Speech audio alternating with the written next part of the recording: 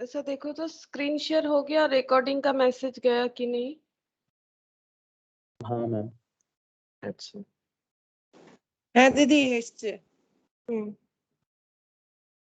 अच्छा, इस क्लास में तो हम लोग डिप्रिशिएशन कर रहे थे और वो तो कंप्लीट हो गया था। एक क्वेश्चन था जो मैंने तुम लोग को बताया भी था वहां पर, मतलब सोल्यूशन में ही बताया था कि किस तरह से करना पड़ेगा।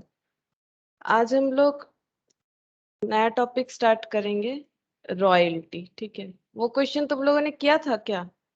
सेम ही था, चेंज इन मेथड का क्वेश्चन था, लास्ट क्वेश्चन था। 22 নম্বর না?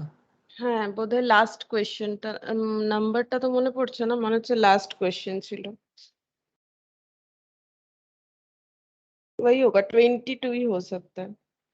So, वो भी चेंज इन मेथड का था। उसमें मैंने इसलिए करने के लिए कहा था क्योंकि उसमें जो ईयर एंडिंग था वो आई थिंक जून टू जुलाई ऐसा कुछ था, जून टू जुलाई। ठीक है, इसीलिए मैंने बोला था कि उसको एक बार तुम लोग करके देख सकते हो। वैसे तो कोई प्रॉब्लम नहीं होना चाहिए, जो भी प्रॉब्लम होगा वो ईयर का जो होगा एंडिंग, उससे प्रॉब्लम हो सकता है।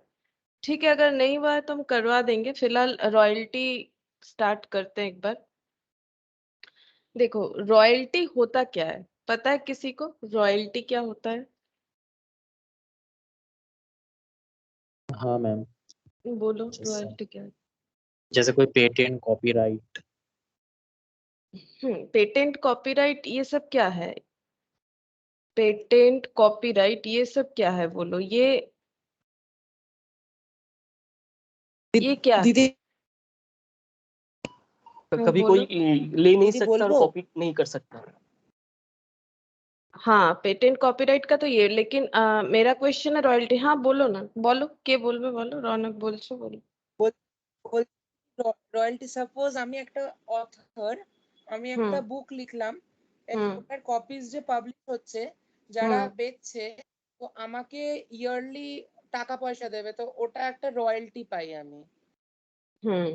एक्चुअली ये पेटेंट कॉपीराइट ये क्या है? ये फिक्स्ड एसेट है, लेकिन कैसा वाला फिक्स्ड एसेट है बोलो? फिक्स्ड एसेट का तो दो पार्ट होता है। कैसे? Intangible fix asset. इंटेंजिबल, ठीक है, ये है इंटेंजिबल फिक्स्ड एसेट।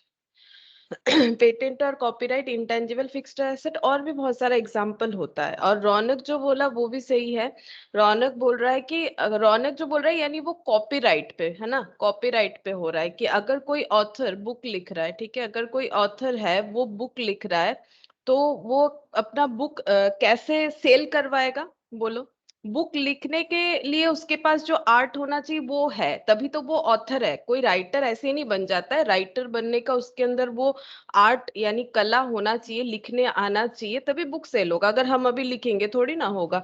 तो हर एक का अपना अपना क्वालिटी होता है, तो ऑथर का क्वालिटी है लिखने का, तभी वो लिख पाता है। अगर कोई बुक लिख रहा है, अब लिख तो लिया, अब नेक्स्ट उसका अटेम्प्ट क्या होना चाहिए, उसको कैसे वो सेल करवाए।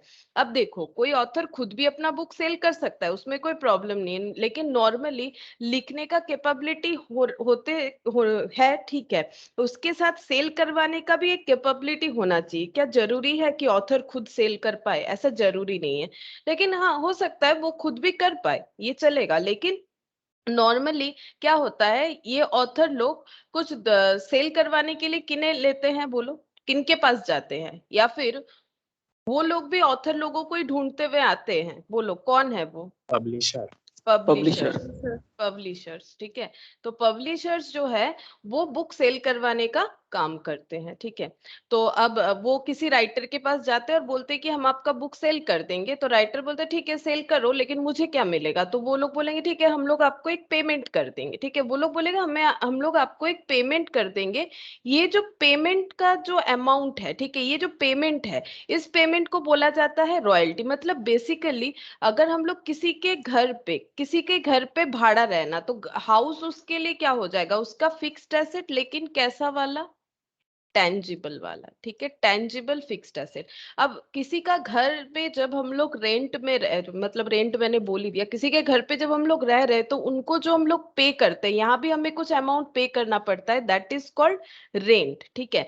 तो किसी का टेंजिबल फिक्स्ड एसेट को यूज करने के लिए जो पे कर रहे हैं, ये रेंट होता है। सिर्फ घर क्यों, अगर हम लोग कोई फैक्ट्री में मान लो मशीन को खरीद नहीं पा रहे, बहुत महंगा है, तो मशीन को हायर कर सकते हैं, ठीक है, मतलब भाड़ा में ला सकते हैं, तो हायर चार्ज देना पड़ता है, तो वो भी रेंट मान सकते हैं हम लोग कि हम लोग मशीन खरीद नहीं पा रहे, किसी और का मशीन यूज कर रहे, that is also fixed tangible asset, और इसके बदले हम लोग उनको रेंट दे दे रहे हैं, हायर चार्जेस दे दे रहे हैं, तो ये होता है रेंट, ठीक है, इस तरह का।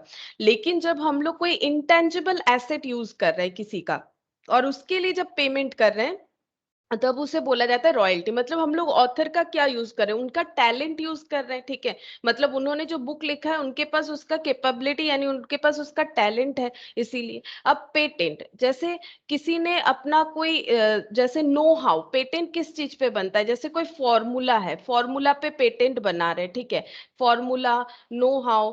कुछ दिन पहले मैंने एक चीज जाना, जो तिरुपति में जो मंदिर है ना, तिरुपति जी का जो मंदिर है, पता है ना तुम लोगों को, इसीलिए हम बोल रहे हैं, वहां पर जो प्रसाद में लड्डू बनता है वो बहुत फेमस है। मैंने ये कुछ दिन पहले ही जाना, थोड़ा तबीयत खराब था तो देख रहे थे नेशनल जियोग्राफी में कि वहां पर जो ऐसे मौका नहीं मिलता है, तो 2 दिन देख लिए कि लड्डू जो है वो इतना फेमस हो चुका है कि मतलब लड्डू खरीदने का इतना क्रेज है कि उन्होंने उस लड्डू का जो मेथड है बनाने का उस पे पेटेंट करवा लिया है। अब उससे क्या होगा, वो फॉर्मूला कोई और यूज नहीं कर सकता है। तो ये कैसा फिक्स्ड एसेट है, ये इंटेंजिबल फिक्स्ड एसेट है। तो पेटेंट करवाने का एक खर्चा होता है, ठीक है, पेटेंट करवाना पड़ता है, मतलब एक राइट्स, ठीक है, एक राइट्स होता है, वहां पर लिखा हुआ रहता है कि ये फॉर्मूला कोई और यूज करेगा, तो जो ये इस पे पेटेंट करवा रहे हैं, मतलब तिरुपति के जो लोगों ने उस पे पेटेंट करवाया है, जो अथॉरिटी है वो उस पे केस सू कर सकती है कि आप मेरा फॉर्मूला यूज नहीं कर सकते, तो उस पे उन लोगों ने पेटेंट करवा लिया। इस तरह से हम लोग चाहे तो कोई भी फॉर्मूला नो हाउ पे पेटेंट करवा सकते हैं, ठीक है, या फिर हम लोग किसी का फॉर्मूला यूज कर सकते। ये तो बना कैसे पेटेंट होता है, अगर हम लोग को किसी का फॉर्मूला या नो हाउ यूज करना है तो हमें उनसे परमिशन लेना पड़ेगा, ठीक है, अगर हम लोग उनसे परमिशन लेंगे, परमिशन लेने के बाद हम लोग, वो लोग अगर राजी हो जाते हैं तो हमें उनको क्या देना पड़ेगा, उनको रॉयल्टी देना पड़ेगा, ठीक है, उस पेटेंट को यूज करने का भाड़ा देना पड़ेगा, ठीक है, उस फॉर्मूले को, उस नो हाउ को। तो इसको बोला जाता है रॉयल्टी। जैसे जापान टेक्नोलॉजी में बहुत आगे है, तो बहुत सारे देश जापान का टेक्नोलॉजी यूज करके प्रोडक्ट वगैरह बनाता है, तो उसमें जापान को हमें क्या देना पड़ेगा, अगर इंडिया ही जापान का कोई टेक्नोलॉजी यूज कर रहा है किसी भी चीज को बनाने में, तो उसको जापान को रॉयल्टी देना पड़ेगा। तो रॉयल्टी का मतलब वही हो गया, अगर हम लोग किसी का इंटेलेक्चुअल प्रॉपर्टी राइट को यूज कर रहे हैं और उसके वजह से अगर हम लोग उसको कोई पेमेंट कर रहे हैं उन लोगों को, दैट इज कॉल्ड रॉयल्टी। तो इंटेलेक्चुअल प्रॉपर्टी राइट मतलब जो बुद्धि से बना हुआ प्रॉपर्टी राइट है, जैसे फॉर्मूला, ये कैसे बना, ये उसके अंदर वो ज्ञान है, इसीलिए, ठीक है, इसको बोला जाता है, ये सब चीज को बोला जाता है इंटेलेक्चुअल प्रॉपर्टी राइट, ठीक है, इसको बोला जाता है intellectual property right.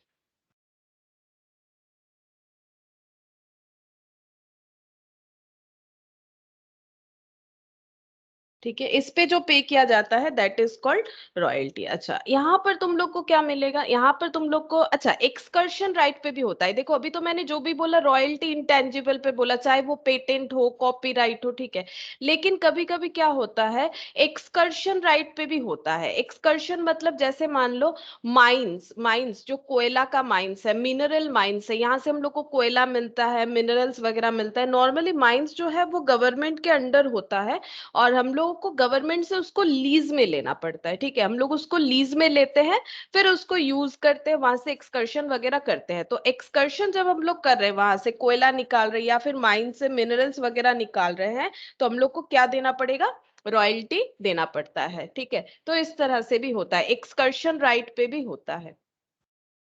Excursion rights यानी जो मैंने बोला माइन वाला केस, ठीक है, माइन वाले केस पे भी रॉयल्टी एप्लीकेबल होगा। तो तुम लोग के यहाँ पर जो क्वेश्चन बना हुआ है ना, वो माइंस के ऊपर ही ज्यादातर बना हुआ है, ठीक है।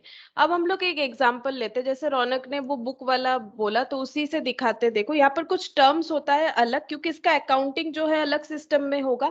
अलग सिस्टम मतलब वही जर्नल लेजर सब रहेगा, उसमें कोई प्रॉब्लम नहीं है, लेकिन इसमें हमें कुछ टर्म्स पता होने चाहिए। जैसे देखो, टर्म्स के लिए एक हम लोग स्टोरी ले लेते हैं। देखो जैसे मिस्टर ए, ये कौन है, मिस्टर ए जो है ये एक जन राइटर है, ठीक है, ये राइटर है, ये बुक लिखते हैं, ठीक है, मैम इन्होंने हाँ बोलो। मैम आई थिंक कोई लॉबी में है, दिखा रहा है। अच्छा, मुझे आवाज ही नहीं आ रही, मुझे तो नहीं शो हो रहा है, ऐसा मुझे क्यों? तब से शो हो रहा था। अच्छा, गुड मतलब मॉर्निंग रॉन मैम। ओ প্রীতি, গুড মর্নিং প্রীতি। ও প্রীতিকে আগে রিসিভ করে নিয়েছে বোধহয় রনক, ওই জন্য আমি বুঝতেই পারছি না কে ঢুকেছে। আচ্ছা, কি না দিদি, আমি কিছু করিনি। ও নিজেই হয়ে গেছে? হ্যাঁ, যা, আমি তো সেটাই বুঝতে পারলাম না। अच्छा ठीक है, अच्छा कोनो ব্যাপার না। अच्छा देखो, मिस्टर ए ये एक राइटर है, ठीक है। इन्होंने क्या लिखा है, इन्होंने मान लो एक बुक लिखा है, ठीक है। इन्होंने बुक लिखा है, मान लो अकाउंट्स का, अकाउंट्स का बुक लिखा है। अच्छा, अब इनको बेचना है, ठीक है। अब पब्लिशर हाउस को पता चल गया कि इन्होंने बहुत एक अच्छा बुक लिखा है, और ये बुक अगर ये लोग प्रमोट करे तो ये इनके लिए भी बेनिफिट होगा, ठीक है, इनके लिए बेनिफिट होगा।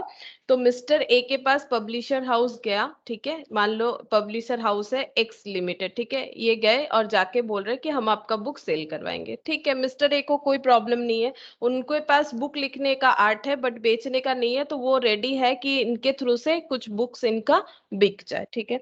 अब ये क्या बोल रहे हैं, मिस्टर ए को एक प्रॉब्लम है। क्या प्रॉब्लम है? पहले इन्होंने पूछ लिया कि आप मुझे कितना करके दोगे, ठीक है। तो पब्लिशर हाउस अपना एक टर्म्स एंड कंडीशन रख रहा है, वो बोल रहा है कि नंबर ऑफ कॉपीज जितने भी बिकेंगे, ठीक है, पर नंबर ऑफ कॉपीज पे @10 करके पेमेंट करेंगे, ठीक है। एक एग्जांपल ले रहे हैं ये वाला, ठीक है, इससे ज्यादा ही होगा शायद। तो पर नंबर ऑफ कॉपीज पे ₹10 करके मिल जाएगा। तो मिस्टर ए बोल रहे ठीक है, इसमें तो मुझे कोई प्रॉब्लम नहीं है, लेकिन देखो पब्लिशर हाउस क्या क्या सिर्फ मिस्टर ए का बुक बिकवाने के लिए मेहनत करेगा? ये रेडी तो हो गया कि हाँ हम आपका बुक बिकवाएंगे, लेकिन ये बोलो कि पब्लिशर हाउस जो एक्स लिमिटेड है, क्या वो एक ही ऑथर का बुक बेचता है? तब तो उसका लॉस है। वो तो बहुत सारे ऑथर का अकाउंट्स बुक बेचता होगा, और अकाउंट्स क्यों, और भी अलग अलग टाइप ऑफ बुक्स बेच रहा होगा, और सारे बुक्स को बिकवाने के लिए उसको मेहनत करना पड़ेगा, ठीक है।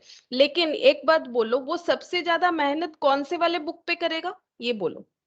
पब्लिशर हाउस सबसे ज्यादा मेहनत किसके बुक पे करेगा, मिस्टर ए पे या फिर अदर जो भी है उनके बुक्स पे करेगा? इन लोग, हाँ बोलो। सबका ही तो बुक्स में इक्वल देता है। हाँ, लेकिन जिससे उसको ज्यादा बेनिफिट मिलेगा, क्या उसको बिकवाने के लिए वो ज्यादा हाँ मेहनत हाँ नहीं करेगा, है ना? हाँ मैम। मार्केट हाँ में कोई तो एक पर्टिकुलर प्रोडक्ट होता है ना जो ज्यादा चलता है, तो सब कोई वही वाला बेचना चाहते हैं क्योंकि उससे ज्यादा बेनिफिट होता है। ह्यूज अमाउंट ऑफ जो बुक बिकेगा वो उसी पे ज्यादा मेहनत करेगा, ठीक है। वो वैसे तो चाहेगा सभी पे मेहनत हो जाए, ठीक है, लेकिन जो ज्यादा बिकेगा तो वो उसको ज्यादा रिकमेंड करना स्टार्ट कर देगा, तो फिर उसमें तो मिस्टर ए का लॉस भी हो सकता है। मतलब ऐसा हुआ कि वो मिस्टर ए का बुक उतना अच्छा शायद ना बिक रहा है, तो इस वजह से वो उस पर मेहनत करना कम कर दिया हो, ठीक है। ऐसा नहीं कि मेहनत नहीं करेगा, जो भी बुक बिके उसके लिए तो बेनिफिट है, लेकिन मेहनत जो है वो तो डिस्ट्रीब्यूट हो रहा है। ये एकलौता इंसान तो नहीं है जिसका बुक ये लोग बेच रहे हैं, तो मेहनत डिस्ट्रीब्यूट हो रहा है। तो इसमें मिस्टर ए को एक इनसिक्योरिटी आ जाता है कि अगर बाकी लोगों का बुक ज्यादा अच्छा बिक रहा है, या फिर इनको ऐसा भी इनसिक्योरिटी आ रहा है कि बात ये है कि तो आप तो मेरा सिर्फ बुक नहीं बेच रहे हो ना, आप तो मेरे जैसे लाखों राइटर के पास जाते हो और उनका बुक बेचने के लिए उनसे अप्रोच करते हो। तो फिर मुझे एक क्लॉज इसमें डालना है। मिस्टर ए बोल रहा है, कौन बोल रहा है, मिस्टर ए। मिस्टर ए बोल रहा है मुझे आप एक कॉपी बिकने से ₹10 दोगे, मुझे इसमें कोई प्रॉब्लम नहीं है, लेकिन मुझे एक क्लॉज लगाना है इस एग्रीमेंट में, क्योंकि ये तो एक एग्रीमेंट बनता है ना कि आप ₹10 करके मुझे दोगे, ये एग्रीमेंट बनता है। तो एक क्लॉज मिस्टर ए लगा सकते हैं। क्या क्लॉज? वो बोलेंगे कि मुझे आप एक मिनिमम रेंट दो, ठीक है। यहाँ पर वो रॉयल्टी लैंग्वेज कम यूज होता है, यहाँ पर लैंग्वेज क्या यूज होता है, मिनिमम रेंट। तो टर्म्स हम लोग को पता करना पड़ेगा। मिनिमम रेंट या फिर इसको बोला जाता है डेड रेंट, ठीक है। तो ये एमसीक्यूज के लिए ये सब बहुत इंपॉर्टेंट है, और प्रैक्टिकल इस चैप्टर से 2016 में जो सिलेबस बना था उससे लेके अभी तक 2 ही बार आया है और नहीं आया है, ठीक है। तो 2 बार ही आया था, तो फिर भी करना तो हमें है, शायद इस बार आ जाए। तो मिनिमम रेंट या फिर डेड रेंट, इसका मतलब है ये क्या बोल रहे हैं, मिनिमम रेंट डेड रेंट लगा रहे हैं यहाँ पर 20,000 पर ईयर। तो मिस्टर ए बोल रहे हैं आप मुझे ₹10 करके दो, ठीक है, मुझे कोई प्रॉब्लम नहीं, जितना कॉपी बिकेगा 10 रुपए करके दे दो। और इसके अलावा मेरा एक क्लॉज है कि आप मुझे मिनिमम ईयरली 20,000 आप मुझे दोगे ही दोगे, मिनिमम 20,000 दोगे ही दोगे। जैसे मान लो फर्स्ट ईयर में पब्लिशर हाउस ने मिस्टर ए का 1000 कॉपीज बिकवा दिया, ठीक है, तो बोलो मिस्टर ए का रॉयल्टी कितना होना चाहिए, मतलब ये 10 रुपए करके जो बोला गया था वो रेंट मतलब कितना होना चाहिए बोलो। 10 रुपए करके अगर हो रहा है तो कितना? 10,000। 10,000। 10,000, ठीक है। अच्छा अब बोलो, बात हुआ था कि मिनिमम 20,000 अगर आप मुझे दोगे तभी हम आपके साथ डील करेंगे, अदरवाइज नहीं करेंगे। अब बोलो अगर मिस्टर ए को इनको फिर कितना देना पड़ेगा? एक्स लिमिटेड फर्स्ट ईयर बोल रहा है कि मैंने आपका 1000 कॉपी बिकवाया, तो 10 रुपए के हिसाब से तो आपका 10,000 हो रहा है। और आपने जो क्लॉज बताया था वो भी हम मान लिए हैं कि आपको मिनिमम दे देंगे, मेरा जितना भी हो रहा है उसके हिसाब से, दैट इज मिनिमम रेंट या डेड रेंट, तो 20,000। अब बोलो मिस्टर ए को पहले साल कितना मिलेगा? मिस्टर एक्स से पहले साल कितना मिल जाएगा इनको, यहाँ पर लिखेंगे जो पेमेंट मिलेगा, बोलो कितना देना पड़ेगा? 30,000। 20,000, क्योंकि बोला था ना मिनिमम मुझे कितना दोगे? 20,000। कितना कॉपी बिकवा रहे हो, मुझे मिनिमम तो 20,000 तुम्हें देना ही पड़ेगा। मिनिमम का मतलब क्या होता है? 20 या 20 से कम या 20 या 20 से ज्यादा? बोलो इसका मतलब क्या होता है मिनिमम का मतलब? मिनिमम मतलब 20। माने वही दे सकता है कम से कम। हाँ, लेकिन उससे ज्यादा हो तो क्या प्रॉब्लम है? मिनिमम का मतलब क्या नहीं होता है? नहीं नहीं, हाँ, तो मिनिमम का मतलब उससे होता इतना है ही तो देना ही एटलीस्ट। पड़ेगा। हाँ, इतना देना पड़ेगा या फिर इससे ज्यादा, इससे कम नहीं चलेगा। 20,000 चलेगा लेकिन 20 से कम नहीं चलेगा, इसीलिए तो 10 नहीं दे सकते ना, इसीलिए तो 20 देना पड़ रहा है। 20,000 देना पड़ेगा, और 20,000 से हम लोग ज्यादा दे सकते लेकिन कम नहीं दे सकते। अभी देखो नेक्स्ट ईयर में थोड़ा सा चेंजेस लाते, समझ जाओगे क्या बोलना चाह रहे हैं। मान लो नेक्स्ट ईयर 3,000 कॉपी बिक गया, अच्छा मेहनत कर रहा है, बुक भी अच्छा है, बिक रहा है, 10 रुपए करके कितना बन गया? 30,000। अब बोलो मिस्टर ए क्या कितना मांगेंगे, एक्स लिमिटेड से कितना मांगेंगे, क्या लगता है तुम लोग को? मिनिमम 30,000। 20,000, 30,000। क्योंकि वो फिर बोलेंगे, मिस्टर ए बोलेंगे, अब देखो मिस्टर एक्स बोलेगा देखिए मैंने इतना मेहनत किया, आपका 3,000 कॉपी बिकवा दिए, तो 10 के हिसाब से आपका 30 हो रहा है, लेकिन आपने बोला था मिनिमम 20, तो आपको कितना देंगे? तो मिस्टर ए बोलेगा देखो मैंने तो बोला था कम से कम 20 दो, अगर ज्यादा बिकवाओगे तो ज्यादा देना पड़ेगा ना, ऐसे थोड़ी ना चलेगा। तो ये हो गया 30,000। अब बोलो ये दोनों केस में लॉस किसका है? पब्लिशर का। मिस्टर पब्लिशर का। पब्लिशर का तो दोनों केस में ही लॉस है, पहले बार 10,000 बिकवाया, 20,000 देना पड़ा तो अपने पॉकेट से 10,000 चला गया। दूसरे वाले केस में देखो, दूसरे वाले केस में भी मिस्टर ए को ही बेनिफिट है, बोलो क्यों? उसने बोला कि ठीक है अब ज्यादा बिकवाए हो तो फिर ज्यादा दे दो, तो यहाँ पर भी उन लोगों का ही लॉस हो गया। तो इस केस में पब्लिशर हाउस जो है वो भी अपना एक क्लॉज लगा सकता है, ठीक है, पब्लिशर हाउस ये भी अपना एक क्लॉज लगाएगा। ये क्या क्लॉज लगाएगा? ये क्लॉज लगाएगा कि हम मुझे एक बेनिफिट देना पड़ेगा, मिस्टर ए को बोलेगा कि मुझे एक बेनिफिट आपको देना पड़ेगा, क्यों? मिस्टर ए बोलेगा क्यों, तो फिर मिस्टर ए समझाएगा देखिए पहले बार मेरा लॉस हुआ 10,000, दूसरे बार आपने ही बेनिफिट लिया 30,000 का, आपको 20,000 लेना चाहिए था ना, तो फिर दूसरे बार भी तो मेरा लॉस हो गया 20,000, क्योंकि आप अगर 20,000 ले लेते तो मेरा 10,000 का लॉस जो पहले बार का था वो रिकवर हो जाता। तो पब्लिशर हाउस बोलेगा कि मुझे मेरा लॉस जो है, लॉस को रिकवर, और इस रिकवर लैंग्वेज को यहाँ पर यूज किया जाएगा रिकूप बोल के, ठीक है, अभी दिखाएंगे रिकूप बोल के, मुझे लॉस रिकवर का चांस देना पड़ेगा, ठीक है, लॉस रिकवर का चांस देना पड़ेगा। तो चांस कैसे मिलेगा? देखो चांस इस तरह से मिलेगा, ये क्लॉज लगाएगा लॉस रिकवर चांस, तो ठीक है लॉस रिकवर का चांसेस देगा, ये क्लॉज मानना पड़ेगा मिस्टर ए को। अब ये क्लॉज कैसे बनेगा? देखो क्लॉज कुछ ऐसे बनेगा, फर्स्ट ईयर अगर देखेंगे हम लोग पब्लिशर हाउस के तरफ से देखेंगे, फर्स्ट ईयर में 10,000 का कॉपी बिका था, कॉपी के हिसाब से, ठीक है, फर्स्ट ईयर में 10,000 का कॉपी बिका था, 10,000 रुपए का, और सेकेंड ईयर में 30,000। तो फर्स्ट ईयर उनका लॉस कितना हुआ था? क्योंकि 20,000 का जो एग्रीमेंट था उसके हिसाब से लॉस हुआ था 10,000, क्योंकि उन्होंने सेल करवाया बस 10,000, तो पॉकेट से 10,000 देना पड़ा। और दूसरे बार लॉस कैसे हुआ? लॉस इस तरह से हो रहा है कि 30,000 का कॉपी बिकवाए हम, ठीक है, लेकिन आपने मिनिमम 20 बोला था, लेकिन अभी आप बोल रहे हो नहीं, मिनिमम का मतलब होता है कम से कम 20, लेकिन उससे ज्यादा बिकवाने से 30 देना पड़ेगा, तो दोनों केस में इनका प्रॉफिट था। तो मिस्टर जो पब्लिशर हाउस है वो बोलेंगे कि मेरा ये रिकवर लॉस का जो क्लॉज है वो क्या है, क्लॉज ये है कि मेरा जो लॉस है मुझे उसे राइट ऑफ करने का मौका दो। ठीक है, मुझे उसे राइट ऑफ करने का मौका दे दो। राइट ऑफ का स्पेलिंग क्या लिखती है? WRIT। अरे राइट ऑफ का स्पेलिंग भूल गए, क्या था राइट ऑफ का स्पेलिंग?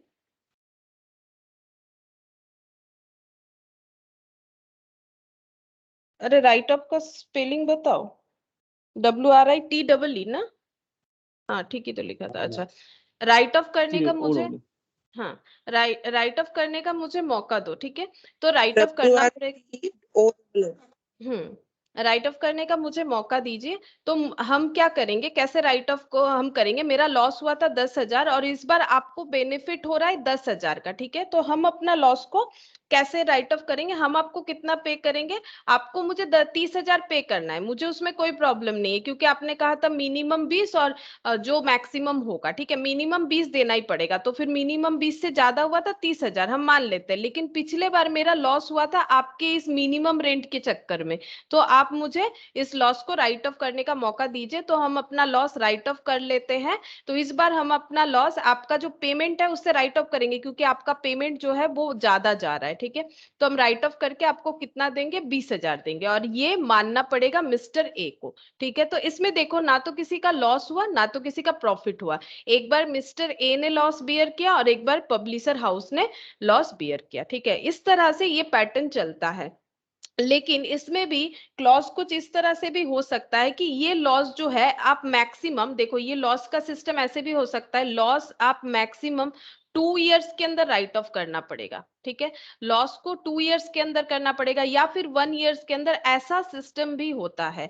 तो अब देखो, लॉस तो ये तभी राइट ऑफ कर सकते हैं ना अगर सेकेंड ईयर में इनको प्रॉफिट हुआ। सेकेंड ईयर में अगर प्रॉफिट नहीं होता, मान लो सेकेंड ईयर इनका बुक का सेल जो है वो 500 हो गया और 10 रुपए करके कितना हो जाएगा, 500 होने से 5,000 हो जाता। सेकेंड ईयर में अगर ऐसा होता, क्या ये लॉस राइट ऑफ कर सकते? तभी तो उनको 20,000 ही देना पड़ता।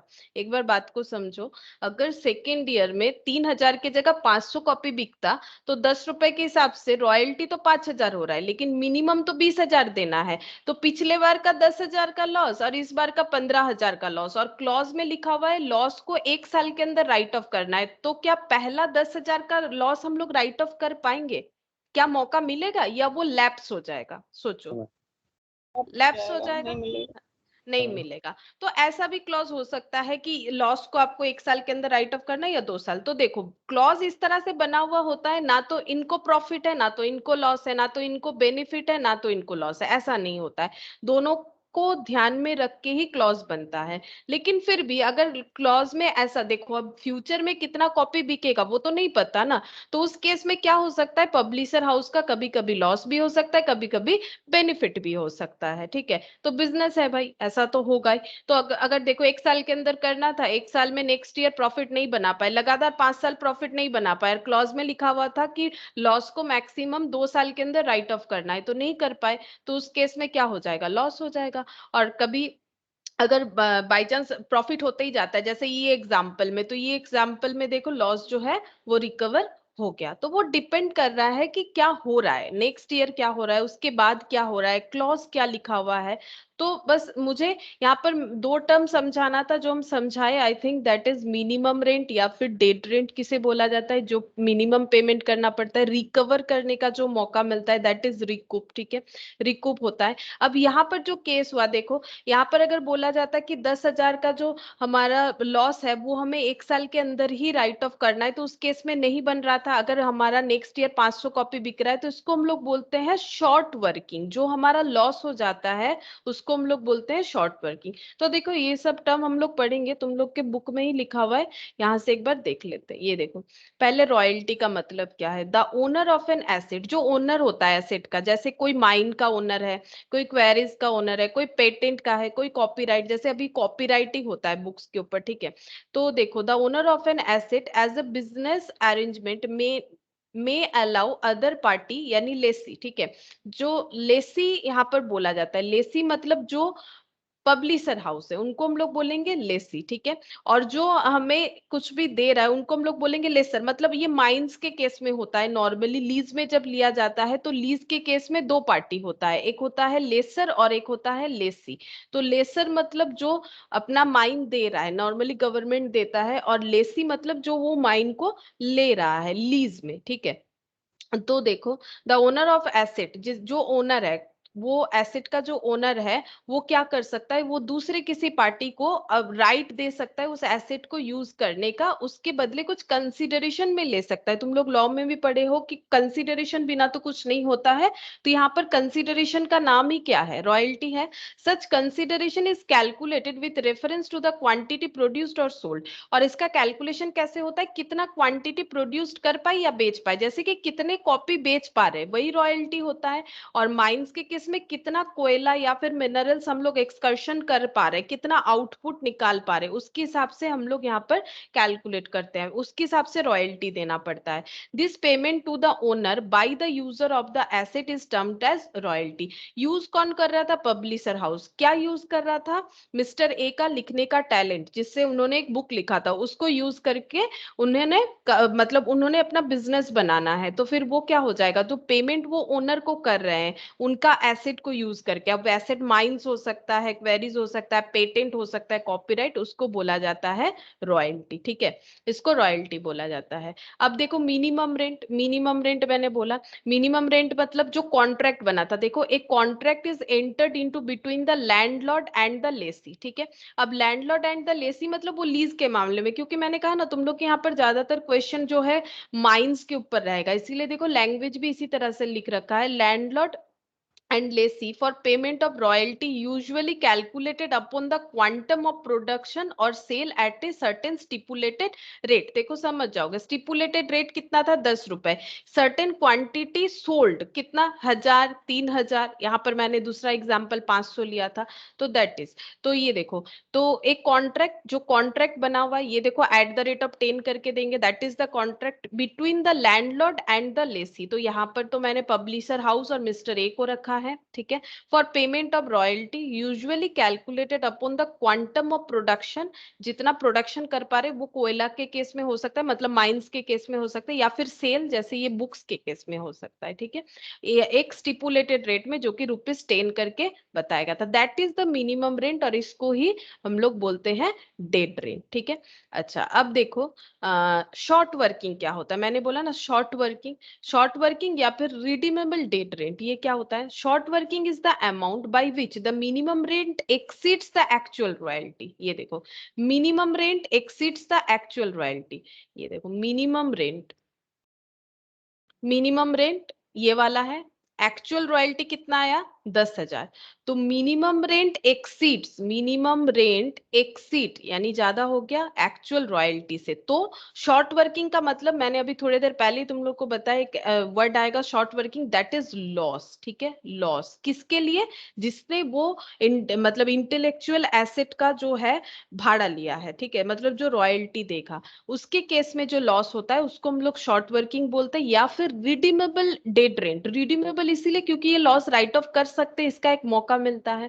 तो short working is the amount, तो पहले केस में हमारा शॉर्ट वर्किंग हुआ था 10,000, क्योंकि 20,000 का कॉपी बिकवाया ही नहीं, लेकिन फिर भी 20,000 देना पड़ा, जबकि कॉपी बिकवाया था 10,000 का। तो लॉस जो है वो 10,000 है। तो short working is the amount by which the minimum rent exceeds the actual royalty, it is the difference between the actual rent and minimum rate. तो देखो एक्चुअली पे करना पड़ा 20,000, और एक्चुअली हुआ था, सॉरी एक्चुअली हुआ था 10,000, और मिनिमम रेंट कितना था 20,000। तो इन दोनों का जो डिफरेंस है, बेसिकली जो लॉस है, तुम लोग यहाँ पर ये वाला अगर समझ गए हो तो रॉयल्टी लगभग तुम लोग समझ ही गए, उसमें कोई प्रॉब्लम नहीं, बस टर्म यहाँ पर जैसा है वैसा हमें पढ़ना पड़ेगा। इसको हम लोग शॉर्ट वर्किंग बोलेंगे जो लॉस होता है, या फिर रिडीमेबल डेट रेंट बोलेंगे। अच्छा एक्सेस वर्किंग क्या होता है, देखो एक्सेस वर्किंग मतलब ये वाला, देखो 20,000 हमें पेमेंट करना था, लेकिन 30,000 का हम लोगों ने कॉपी बिकवा दिया, तो दैट इज एक्सेस। हमारा जब प्रॉफिट हो जाएगा तो उसको हम लोग एक्सेस बोलेंगे। ये देखो it refers the amount by which the actual royalty exceeds the minimum rent. Actual royalty कितना आ गया 30,000, मिनिमम रेंट को एक्सीड करके चला गया, तो ये हो जाएगा एक्सेस वर्किंग, ठीक है। इसको हम लोग बोलेंगे एक्सेस वर्किंग।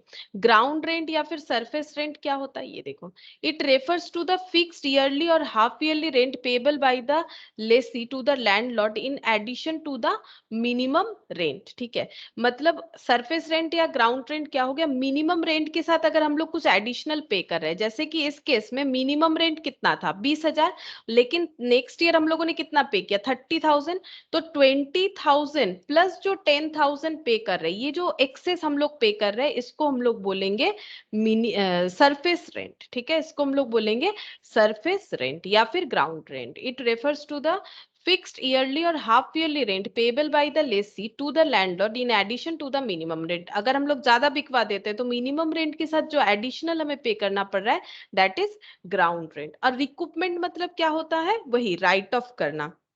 हम लोग अपने लॉस को जिस तरह से रिकूप करेंगे, राइट ऑफ करेंगे, रिकवर, यहाँ पर रिकूप का मतलब ही होता है, तुम लोग चाहो तो लिख सकते हो, रिकवर होता है। ठीक है, इसका मतलब होता है recover.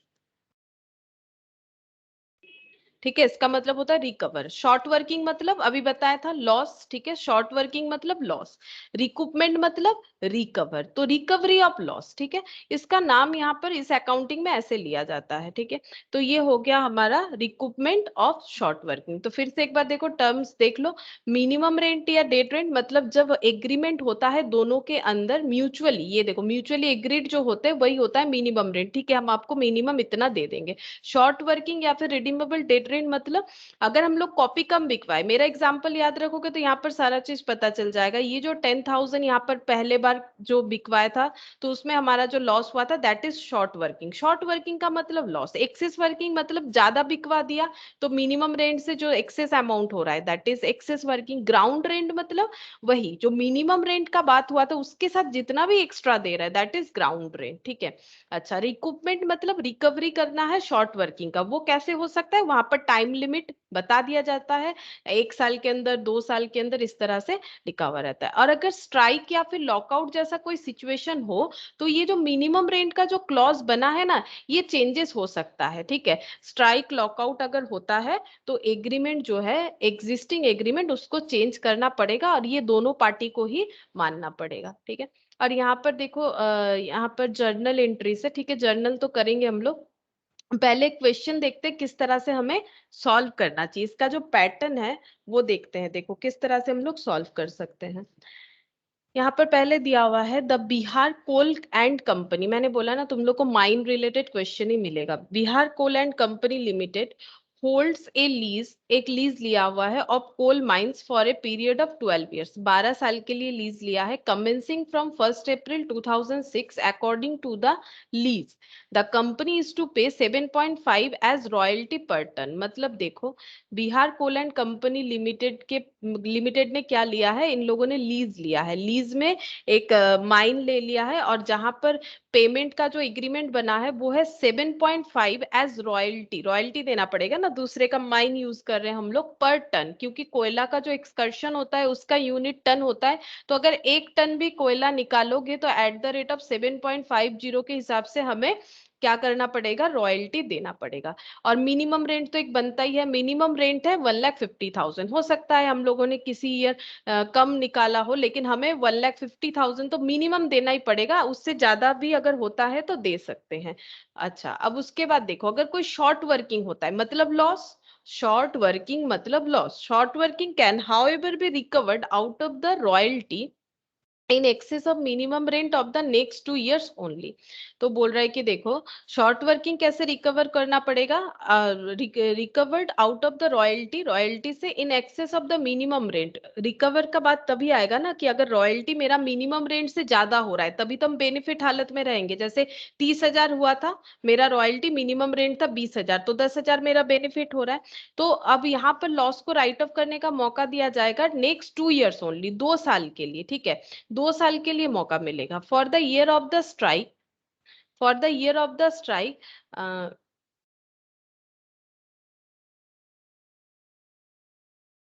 For the year of the strike the minimum rent is reduce to 60%। अच्छा, क्योंकि स्ट्राइक हुआ था तो मिनिमम रेंट को 60% कम कर दिया जाएगा। तो 1.5 लाख में हमें 60% कम करना है, रिड्यूस टू 60% तक हमें देना पड़ेगा। इसका मतलब रिड्यूस टू है, मतलब अप टू 60% देना पड़ेगा। ये पूरा 100% था 1.5 लाख, लेकिन क्योंकि स्ट्राइक लॉकआउट हुआ है तो ये एग्रीमेंट में चेंजेस आया है कि 60% तक देना पड़ेगा, रिड्यूस टू। अच्छा, the output in turn for the 6 years ending, ये दिया हुआ है देखो। ये देखो आउटपुट दे दिया है 6-7, कब तक का एक्सकर्शन दिया हुआ है, 6-7, 7-8, 8-9, 9-10, 10-11, 11-12। अच्छा, ये 11-12 में स्ट्राइक हुआ था, तो इस केस में यहाँ पर मिनिमम रेंट जो है वो चेंज हो जाएगा। Write up the necessary ledger in the books of the Bihar coal limited. तो लेजर बनेगा, लेकिन उसके पहले हमें इसका वर्किंग पता होना चाहिए कि कैसे इसमें रिकवरी जो है वो सब कैसे हम लोग कैलकुलेट करेंगे। तो उसके लिए हम लोग यहाँ पर वर्किंग नोट बनाएंगे पहले, ठीक है। और इसमें बहुत सारा कॉलम होगा, तो तुम लोग छोटा छोटा करके लिखो। मेरा तो पेज बड़ा है, हम इधर इस तरह से इसको मूव कर देंगे, ठीक है। लेकिन तुम लोग उस हिसाब से लिखना, छोटा छोटा करके लिखना है, ठीक है। अच्छा, तो सबसे पहले हम लोग लिखेंगे यहाँ पर ईयर। पहला कॉलम तुम लोग लिखो ईयर का।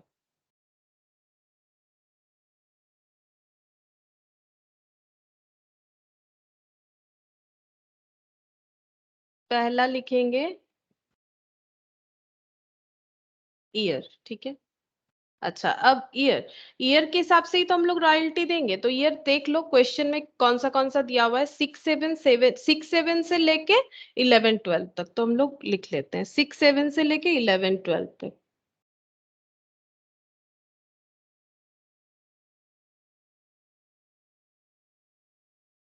नाइन, 10, 11,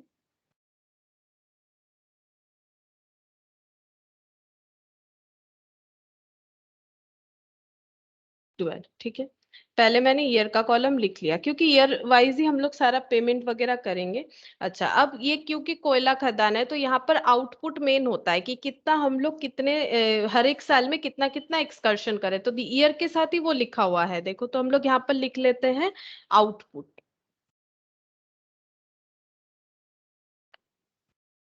ये हमें क्वेश्चन ही बताएगा देखो, 10, 12, 25, 10,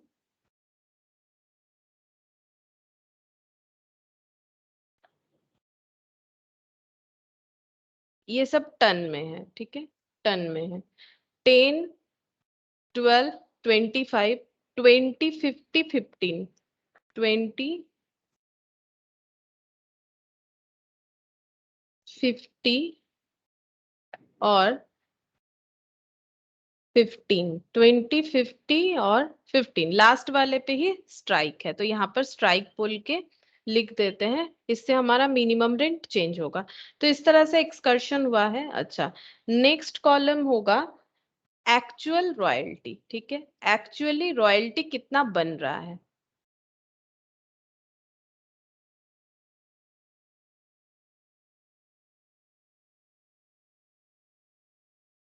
एक्चुअल रॉयल्टी कितना बन रहा है। तो एक्चुअली कैसे है, 7.5 रुपए करके, ठीक है। एक्चुअल कितना करके है, एट द रेट ऑफ 7.50 करके, ठीक है। एक्चुअल रॉयल्टी है एट द रेट ऑफ 7.50।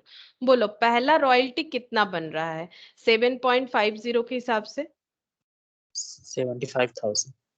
75,000, क्योंकि इतना एक्सकर्शन हुआ है ना, 10 इंटू 7.5। और दूसरा 12,000 इंटू 7.5, 90,000। 90,000। ये सब रुपीस में हो रहा है, ठीक है। ये टन में है, इतना कोयला एक्सकर्शन हुआ है और इतना करके रॉयल्टी हो रहा है एक्चुअली। अच्छा, फिर 7.5 इंटू 25, 1,87,500। 187,500। अच्छा, फिर 20,000 इंटू 7.5, 1.5 लाख। 1,50,000। हाँ, 1.5 लाख हो गया। 50,000 इंटू 7.5,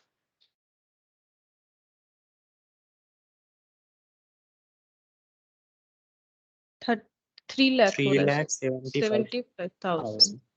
और 15,000 इंटू 7.5,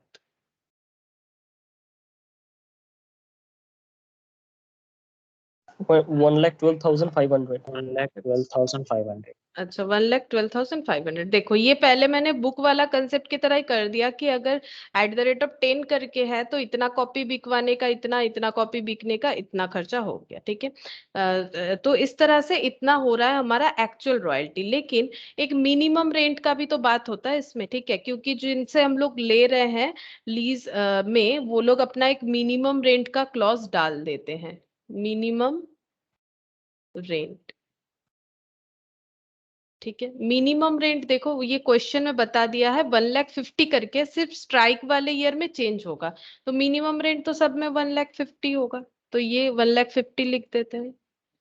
तो कॉलम देखो लॉजिकली बनाना है, मैं पहले ईयर देख लेना है, फिर आउटपुट, फिर कितना एक्चुअल रॉयल्टी हो रहा है, फिर मिनिमम रेंट। देखो यहाँ पर जैसे हम लोगों ने लिखा था ना, पहले साल, दूसरे साल, तो ईयर, कितने नंबर ऑफ कॉपी @10, तो उसी तरह से कितना यूनिट ऑफ आउटपुट, और जितना मतलब कंडीशन है 10 रुपीज का, उस तरह से फिर हम लोग मिनिमम रेंट के साथ चेक करेंगे। तो उसी तरह से देखो मिनिमम रेंट 1.5 लाख,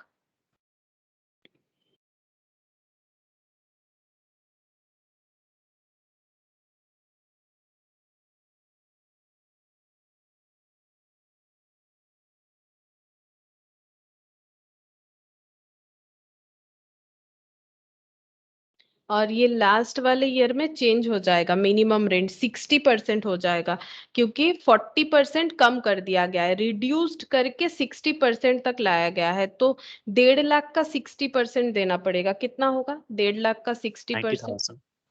90,000। 90,000। 90,000 यहाँ पर तुम लोग लिख लो, 1.5 लाख पे 60%, इसीलिए 90,000 हुआ। अच्छा, अब यहाँ पर दो केस हो सकता है, बोलो क्या केस हो सकता है? दो केस मतलब या तो शॉर्ट होगा, मतलब या तो लॉस होगा। एक्चुअली देखो हम लोग किसके रेस्पेक्ट में सोच रहे हैं, हम लोग सोच रहे हैं बिहार कोल लिमिटेड, जिन्होंने लीज लिया है, क्योंकि हमें लेजर बनाने बोला है बिहार कोल कंपनी लिमिटेड का। तो हम लोग बिहार कोल कंपनी लिमिटेड है या फिर उनके अकाउंटेंट है, कुछ भी मान लो, तो हमें उनके हिसाब से सोचना पड़ेगा, या फिर खुद को ही एक बार बिहार कोल लिमिटेड मान लो। तो हमारा ये जो लीज लिया हुआ है और इसका जो पेमेंट का केस है, इसमें हमारा दो सिचुएशन हो सकता है, या तो हमें लॉस हो सकता है या तो हमें एक्सेस हो सकता है, ठीक है। तो इसमें दो लैंग्वेज यूज होता है, अभी मैंने बताया था लॉस के लिए शॉर्ट, और अगर एक्स्ट्रा होता है तो उसके लिए एक्सेस। तो यहाँ पर दो और कॉलम बनाएंगे, एक एक्सेस का कॉलम बनाएंगे, एक शॉर्ट का कॉलम बनाएंगे, ठीक है। शॉर्ट कब होगा?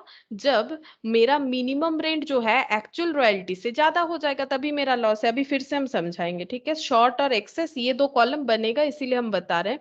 इसके बाद इस लॉस को यानी इस शॉर्ट को रिकूप करने का मौका मिलेगा, रिकवर, और इसका लैंग्वेज यहाँ पर यूज करना पड़ेगा रिकूप बोल के, ठीक है, रिकूप।